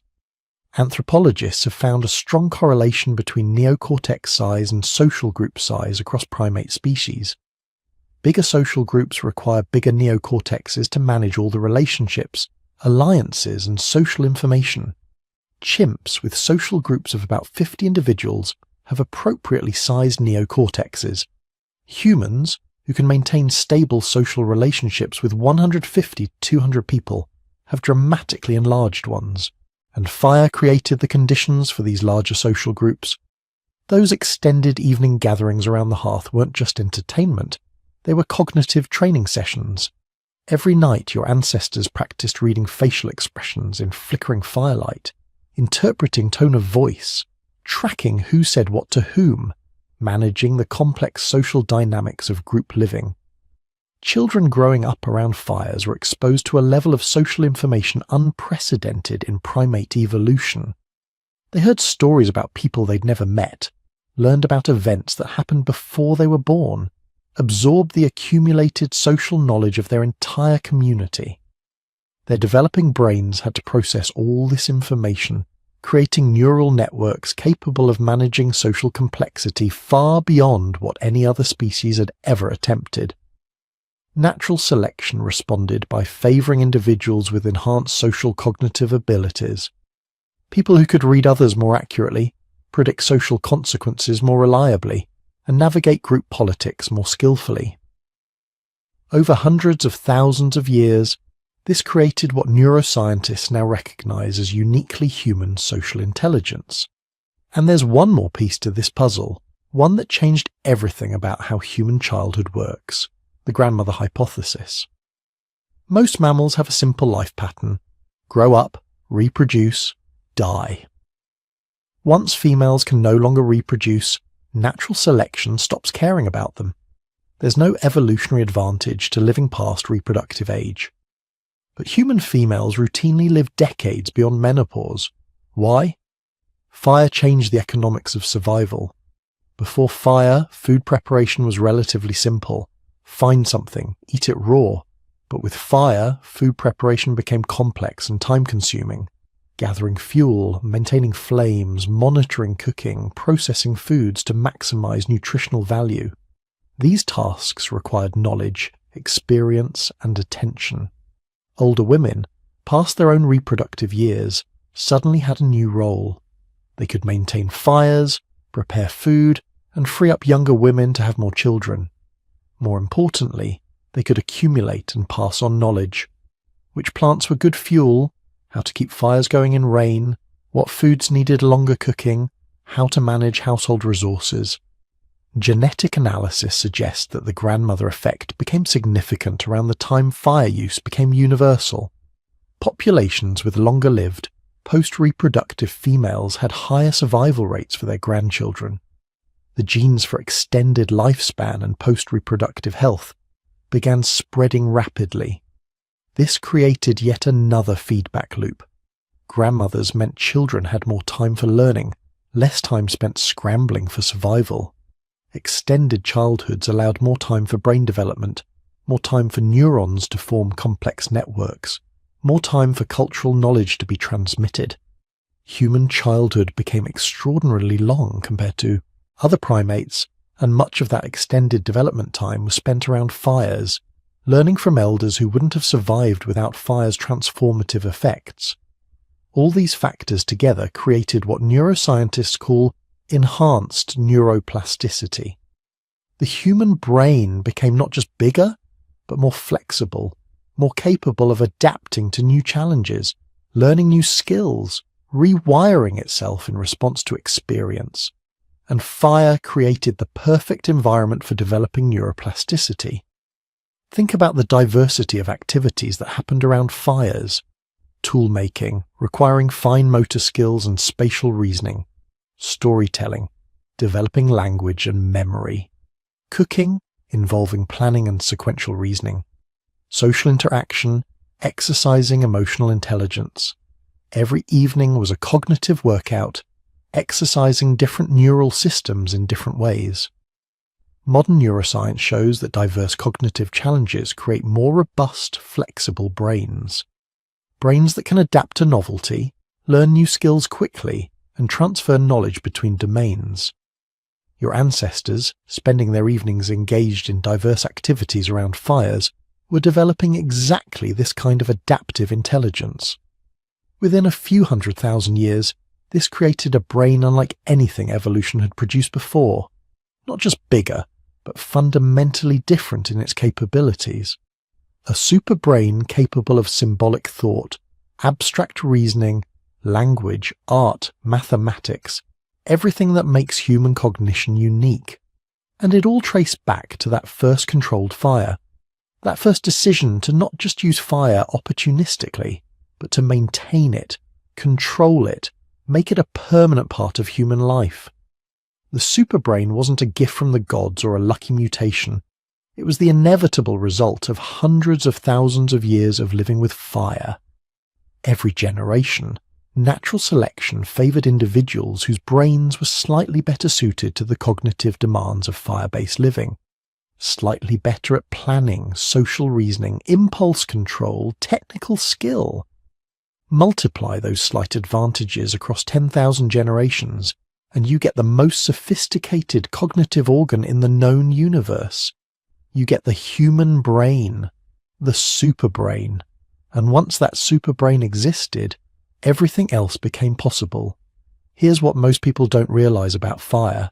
It wasn't just about keeping warm or cooking food. Fire was the gateway technology, the master key that unlocked every other human advancement. Once your ancestors learned to control it, they didn't just survive better, they started reshaping the entire planet. Let's start with tools. Before fire, tool making was limited by the materials available.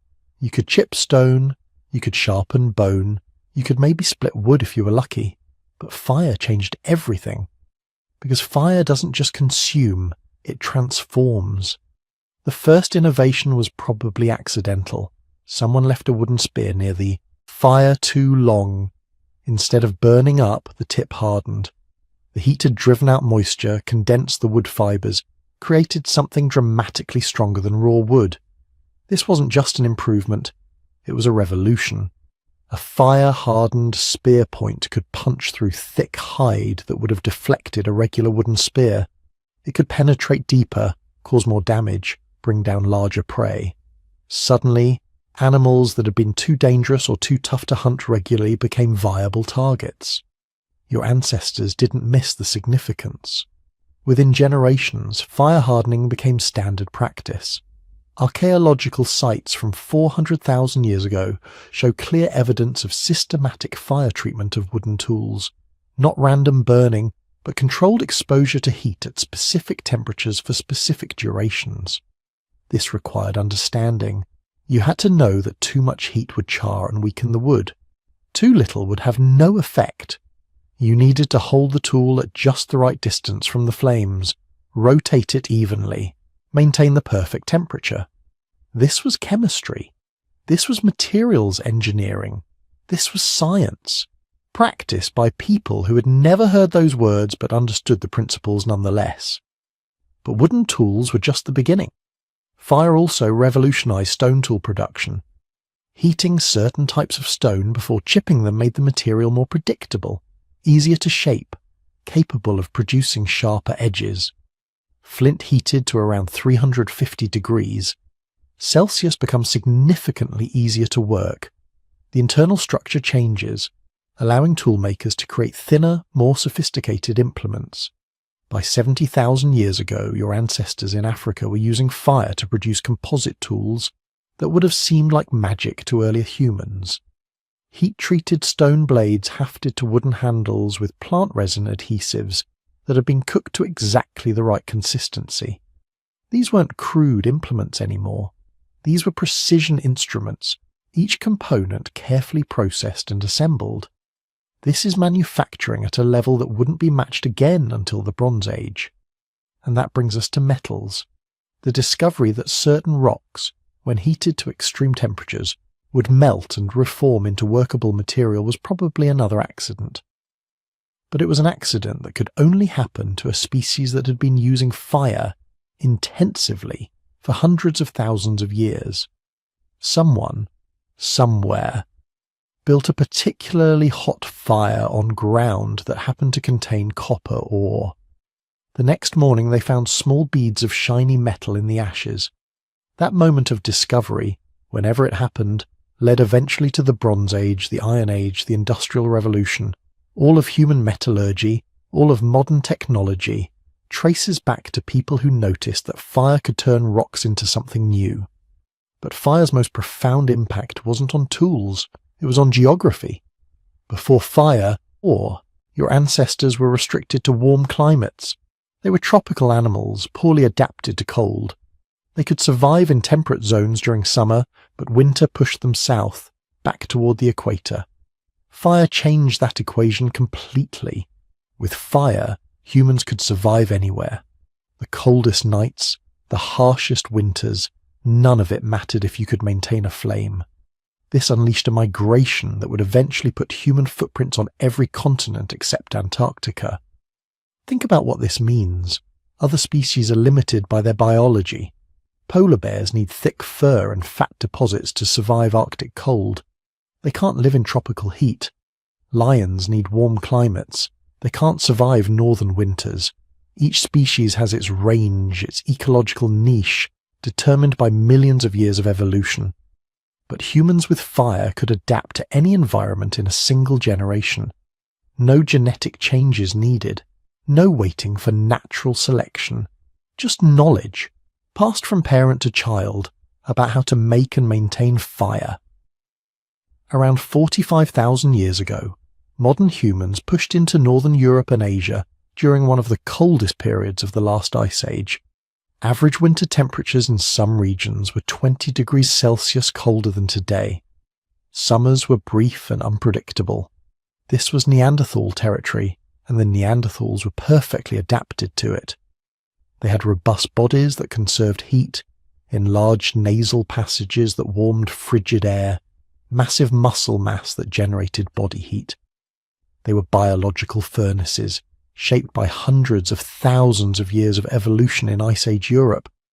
Your ancestors had none of these adaptations.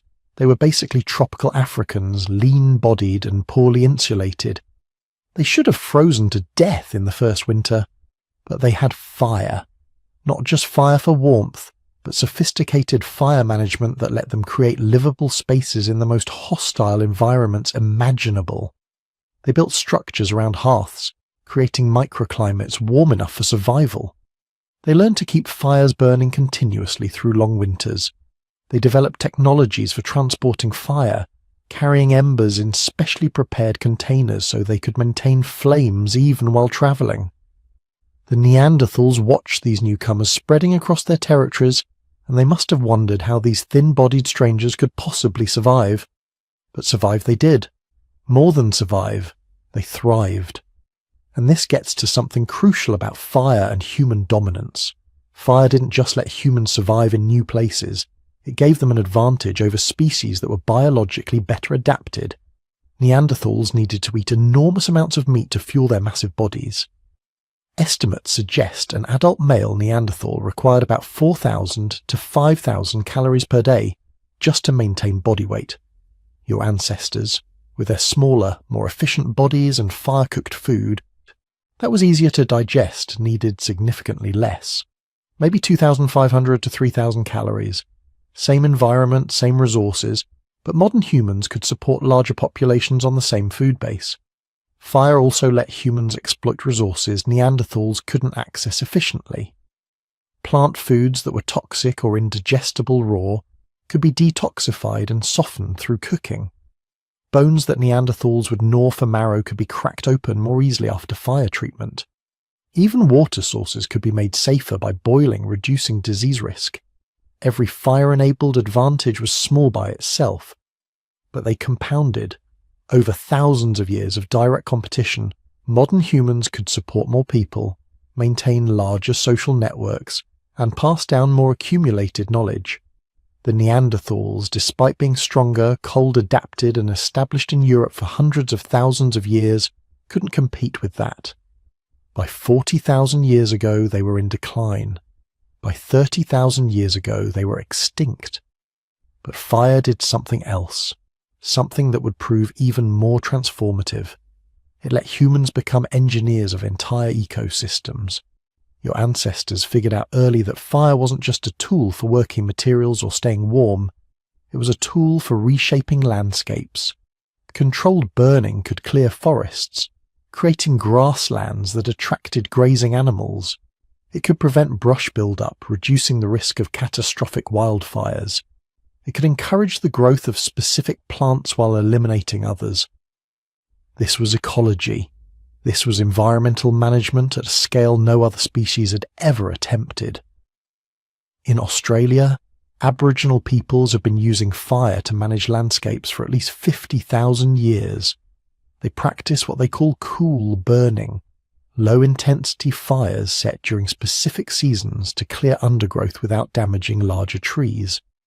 This creates a mosaic landscape, patches of different vegetation types at different stages of regrowth. The result is incredible biodiversity and sustainable game populations. This isn't random burning. This is sophisticated environmental engineering based on deep understanding of fire ecology, plant responses, and animal behavior. In North America, indigenous peoples used fire to create and maintain vast grasslands that supported massive bison herds. When European colonizers arrived and suppressed these burning practices, forests began reclaiming the grasslands within decades. What the colonizers thought was pristine wilderness was actually a carefully managed landscape, shaped by thousands of years of deliberate burning. In Africa, controlled burning has been shaping savannas for hundreds of thousands of years. Some ecologists now think the African savanna itself, the landscape where humans evolved, is partly a human creation. Our ancestors using fire to maintain open grasslands where they could see predators and hunt large game more effectively. If this is true, it means humans didn't just adapt to their environment. They created it. They terraformed their own cradle. This feedback loop is crucial to understanding how fire made us human. Better fire control led to better nutrition. Better nutrition supported larger brains. Larger brains enabled more sophisticated fire use, more complex tools, better hunting strategies. These advantages supported larger populations. Larger populations meant more innovation, more accumulated knowledge, more pressure to develop even better technologies. Each advancement created conditions that favored further advancement. Consider population growth. Before fire and cooking, early humans probably lived in small, unstable groups, similar to modern chimpanzees. Bands of maybe 20 to 40 individuals, rarely staying in one place for long. High infant mortality, frequent starvation, populations that rose and fell with resource availability. But fire changed the equation. cooked food meant better nutrition for pregnant women and nursing mothers. Warm, protected campsites reduced infant mortality. The ability to preserve and store food through smoking and drying meant less starvation during lean periods. By 100,000 years ago, human population structures were fundamentally different from any other primate. Groups were larger, more stable, more permanently settled around reliable fire-keeping sites. Archaeological evidence shows continuous occupation of certain caves and rock shelters for thousands of years. These weren't just temporary camps anymore. These were homes, places where multiple generations lived, died, and passed down knowledge. Larger, more stable populations accelerated innovation. More people meant more potential inventors. More generations living in the same place meant better knowledge preservation. Children learning not just from parents but from grandparents, accumulating decades of experience. This is what anthropologists call the ratchet effect. Each generation builds on the previous one's knowledge, and the achievements don't slip backward. You don't have to reinvent fire-making or spear hardening every generation. It's passed down, refined, improved. By 10,000 years ago, this fire-enabled ratchet had brought humans to the brink of the agricultural revolution. But here's what's interesting. Agriculture wasn't a sudden invention. It was the culmination of tens of thousands of years of fire-based landscape management. Your ancestors had been using fire to encourage useful plants for millennia. They knew that burning cleared land, enriched soil with ash, and promoted new growth. They understood that certain plants responded to fire by producing more seeds, growing back more vigorously. They had observed for generations how disturbed ground around campsites produced abundant edible plants. When the climate stabilized after the last ice age, people in multiple regions independently made the leap from encouraging wild plants to deliberately planting them. But this wasn't a leap into the unknown. It was the logical extension of fire-based ecosystem management they'd been practicing for 50,000 years. Agriculture emerged from a deep understanding of how fire, plants, and soil interact. Knowledge that could only have been accumulated through millennia of experimentation. And once agriculture emerged, it created yet another feedback loop. Farming supported larger, denser populations. These populations required more intensive land management, more burning to clear fields, maintain pastures, prevent forest encroachment. Within a few thousand years, human-set fires were reshaping entire continents. The Amazon rainforest shows evidence of extensive pre-Columbian burning and management. The forests of Europe were largely cleared by Bronze Age farmers using fire and axes. The grasslands of Central Asia were maintained by nomadic peoples using systematic burning practices. Humans had become the first species in Earth's history to fundamentally reshape planetary ecology through tool use, not through biological processes like photosynthetic bacteria, but through technology, through the controlled application of energy, which is ultimately what fire is. And all of it traces back to those first moments when your ancestors figured out how to keep a flame alive, how to make it work for them instead of just fleeing from it. This is fire's true legacy, not just warmth or cooked food, but the beginning of humanity's transformation from one species among millions to the dominant force on Earth. The species that would eventually split atoms, send rockets to the moon, and reshape the planetary climate itself. All of it beginning with a simple innovation, the control of combustion, the mastery of flame, the moment when humans stopped being subject to nature and started being its architects. But that mastery came at a cost and carried implications that your ancestors couldn't possibly have foreseen. We're still living with them today. Here's something strange. You're sitting at home right now, probably in a climate-controlled building with electric lights, central heating, and food that came from a refrigerator. You have no practical need for fire, none whatsoever. But if I told you there was a campfire burning outside or a fireplace crackling in the next room, part of you would want to go sit by it. Not because you're cold, not because you need to cook, Just because. Why? The answer is written in your DNA, carved into your neural pathways by 1,000,000 years of evolution. Fire isn't just a tool your ancestors used, it's the technology that made you human, and your brain remembers. Scientists have actually studied this. Researchers at the University of Alabama took people into laboratories and showed them videos of different things: running water, trees swaying in wind, city streets, television static, and fire, just flames dancing and flickering. Then they measured what happened to people's bodies. Blood pressure dropped when they watched fire, heart rate slowed, brain activity shifted into patterns associated with relaxation and meditation. But here's the fascinating part. The effect was dose-dependent. Bigger fires created stronger responses, and the response was universal. Didn't matter where the subjects came from, what culture they belonged to, whether they'd grown up around campfires or never seen a real flame in their lives. Everyone reacted the same way. Their bodies recognized fire as something safe, something good, something that meant home. This isn't learned behavior.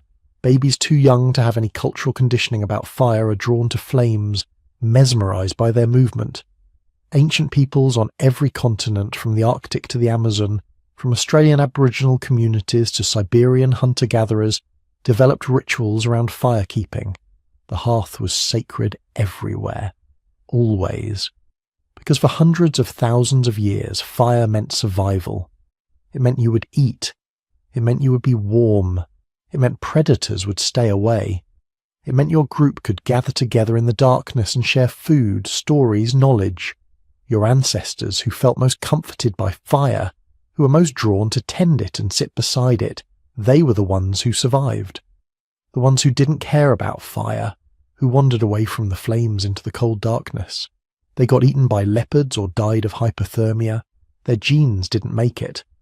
So you inherited a brain that finds fire irresistibly compelling, a nervous system that calms down when flames are near, an emotional architecture built around the assumption that fire equals safety, community, and nourishment.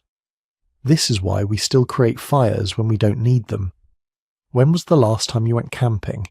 If you did, you probably built a campfire even though you had a perfectly good propane stove for cooking and a sleeping bag for warmth. You sat around that fire for hours just staring at it. Maybe you toasted marshmallows, but mostly you just watched the flames and talked. Or didn't talk. Just sat there, feeling something you couldn't quite name. That something is evolutionary memory. For a few hours you were living like your ancestors did for 1,000,000 years. Small group, circle of firelight, darkness pressing in from all sides, food cooking, the primal satisfaction of tending flames, adding wood, maintaining the perfect balance between too much fuel and not enough. Your brain recognized the pattern and said, yes, this is how humans are supposed to live. Fireplaces serve the same function. They're wildly inefficient for heating. Central heating is cheaper, more effective, and far easier. But people pay thousands of dollars to install fireplaces in their homes, or tens of thousands for real wood-burning units. Then they spend winter evenings burning perfectly good lumber for no practical reason whatsoever. Just to watch it burn. Just to feel right. Real estate agents know this. Homes with fireplaces sell faster, and for more money than identical homes without them. Even non-functional decorative fireplaces increase property values. Even electric fireplaces with fake flames trigger some of the same neural responses as real fire. Your brain wants fire so badly, it'll accept an obvious simulation over nothing at all. But the fire connection goes deeper than just watching flames. It's written into your biology in ways you probably never think about. Consider this. You are the only species on Earth that has to cook its food, not benefits from cooking or prefers to cook. You literally have to cook.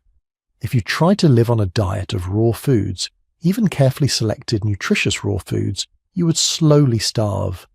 Your digestive system cannot extract enough calories from raw meat and raw vegetables to support your enormous brain.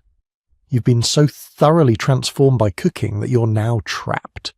You're dependent on fire in a way no other creature has ever been. This is unprecedented in evolutionary history. Plenty of species use tools. Some use them quite cleverly. But no species except humans has become biologically dependent on a technology. Your gut is smaller than it should be for an ape your size. Your jaw muscles are weaker. Your teeth are reduced. Your colon is shortened. All because for hundreds of thousands of years, your ancestors outsourced the work of digestion to fire. Cooking is pre-digestion, breaking down tough plant fibers and denaturing proteins before they ever enter your mouth. This saved energy, which got redirected to your growing brain. But it also made you permanently dependent. You can't go back. A modern human raised on cooked food who suddenly tried to adopt a raw diet would face malnutrition, dramatic weight loss, reproductive problems. Women on strict raw diets often stop menstruating because their bodies don't have enough energy to support both basic metabolism and reproduction. This is fire dependence written into your flesh. Yet most modern humans have completely lost the skills their ancestors considered essential. Quick, right now, could you start a fire without matches or a lighter? Not with a magnifying glass or a battery, just with natural materials you could gather from the landscape? Probably not. Your great-great-great-grandparents 100 generations back could absolutely do this. They learned as children. It was as fundamental as learning to walk. But you've lost it. There's a whole movement of people trying to reclaim these skills. Primitive technology enthusiasts spending weekends in the woods, practicing bow drill fire-making and hand drill methods, learning to identify the right woods for friction fire, understanding the precise technique needed to generate enough heat to ignite tinder. It's hard, really hard. Even with instruction, it can take hours of practice before you succeed in making your first fire from scratch. And these are people with modern nutrition, medical care, and education. Imagine learning this as a child in the Paleolithic, knowing that your life and your family's lives might depend on this skill someday. Some anthropologists think this is why primitive fire-making became ritualized in so many cultures. It was too important to leave to chance. Firekeepers in ancient societies often had special status, responsibilities, taboos. The knowledge of fire-making was sacred because it literally was the difference between life and death. When fire went out, people died.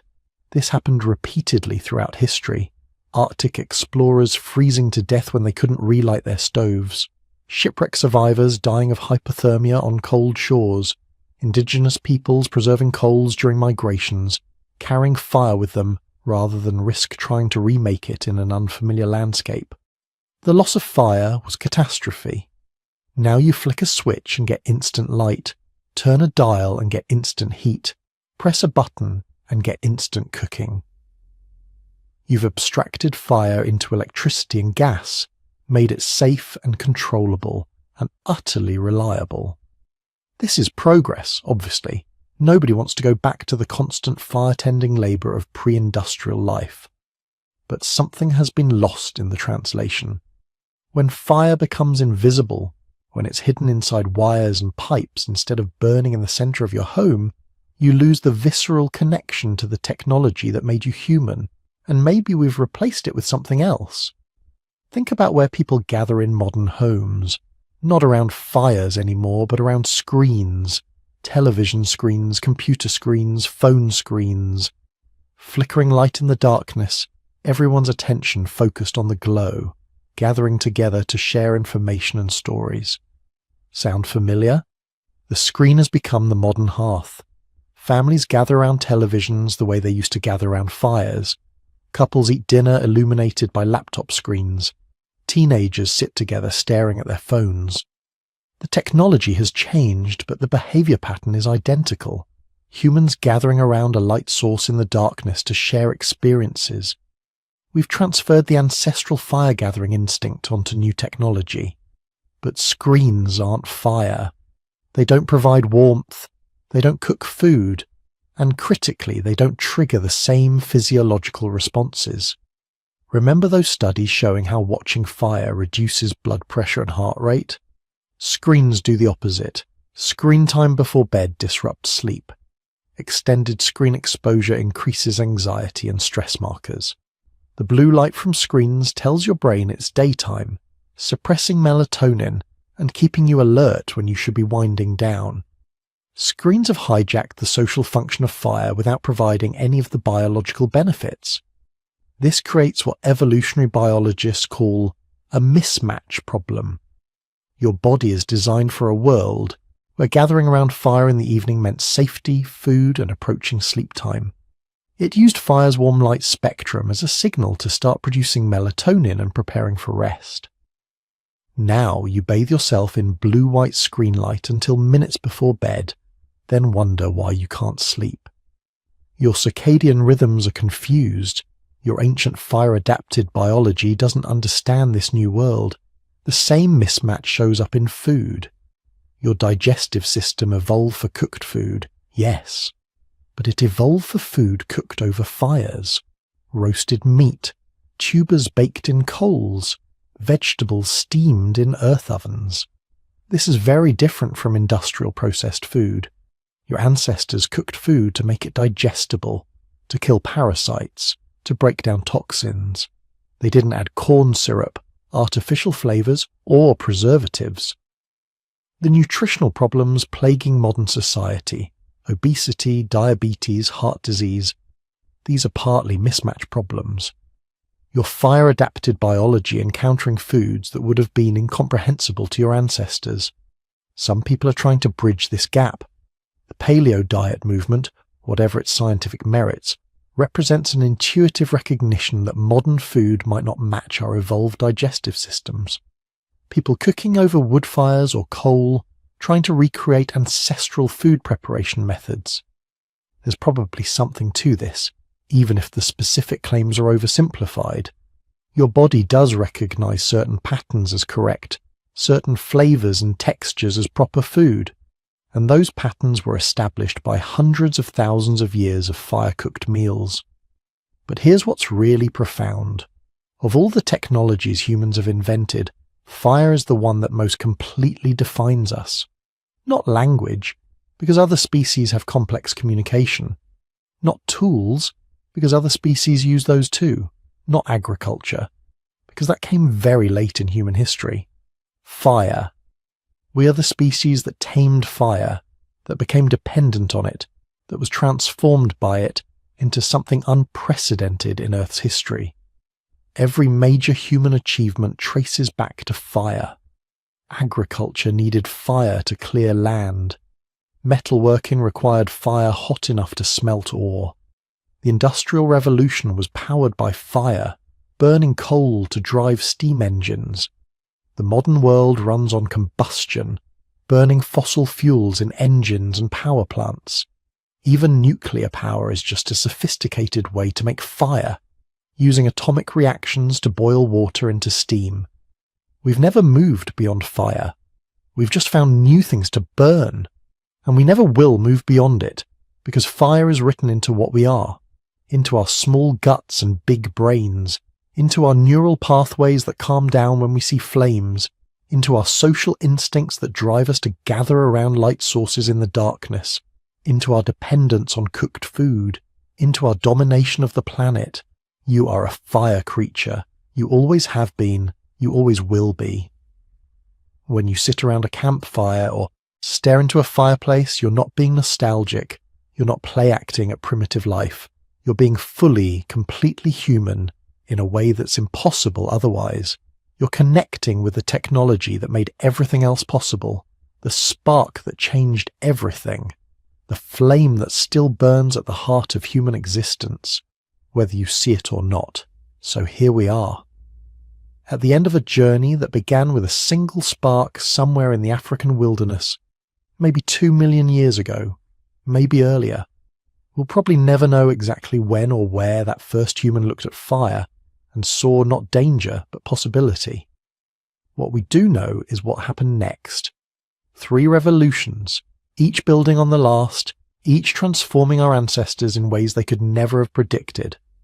First came cooking, the simple act of applying controlled heat to food before eating it.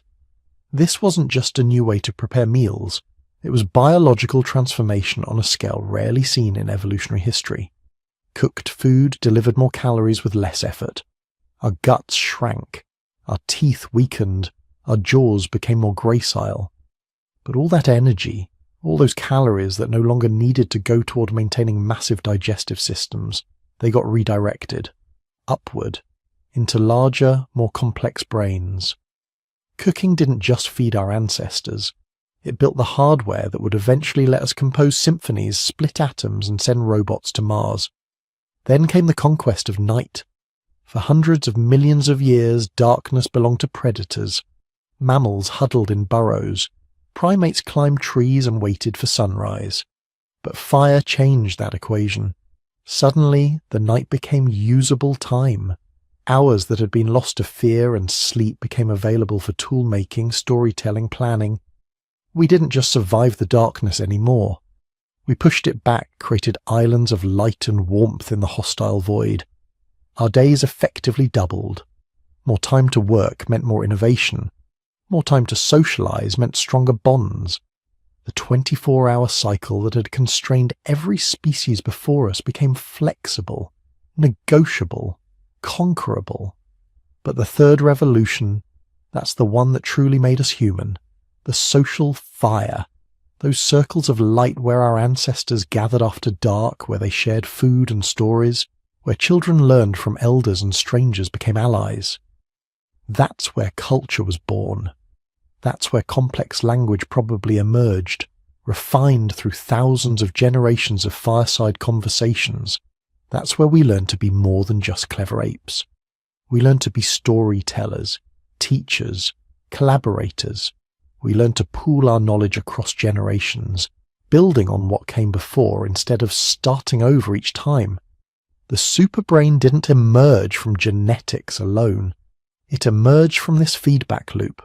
Fire giving us the calories to grow bigger brains letting us use fire more effectively, better fire use creating more social complexity selecting for even greater intelligence, round and round for hundreds of thousands of years until we became something unprecedented, a species that could imagine things that didn't exist and then bring them into being. Think about that for a moment. Fire is older than agriculture by nearly 2 million years. It's older than writing by probably 1.9 million years. It might even be older than complex language. Every other technology that defines human civilization, everything we think of as making us modern, all of it came after fire. All of it was made possible because some ancestor, whose name we'll never know, whose face we'll never see, was brave enough or desperate enough or curious enough to reach toward flames instead of running away. We owe that person everything. Every meal you've ever eaten. Every night you've spent warm and safe instead of cold and terrified. Every conversation you've had after sunset. Every story you've heard. Every idea you've shared. All of it traces back to that moment when fire stopped being something that happened to us and became something we controlled. And here's the beautiful part. We're still doing it. Right now, somewhere, someone is cooking dinner over a flame. Somewhere else, people are gathered around a campfire telling stories under the stars. In cities and villages across the planet, humans are participating in the same ritual that our ancestors performed 1 million years ago. The technology has changed. The scale has changed. But the fundamental act, using controlled fire to transform our world, that remains the same. Every time you strike a match, light a stove, or sit by a fire pit, you're connecting to an unbroken chain of human experience stretching back through time to the very beginning of what made us us. You're not just using technology, you're participating in the defining human act, the eternal flame that separates us from every other species that has ever lived. If this story sparked something in you, if it made you see fire differently or understand your own humanity a little better, do me a favor, hit that like button. Leave a comment telling me where you're listening from. I love hearing from viewers around the world, all of us connected by the same curiosity about our shared past. And if you want to hear more stories like this, subscribe to the channel. If you really want to support what we do here, you can join our YouTube membership program. It's completely optional, but it helps us keep making content that explores the deep history of human experience. Now go cook something. Gather with people you care about. Sit by a fire if you can. And remember that when you do, you're doing what humans have always done. You're keeping the eternal flame alive.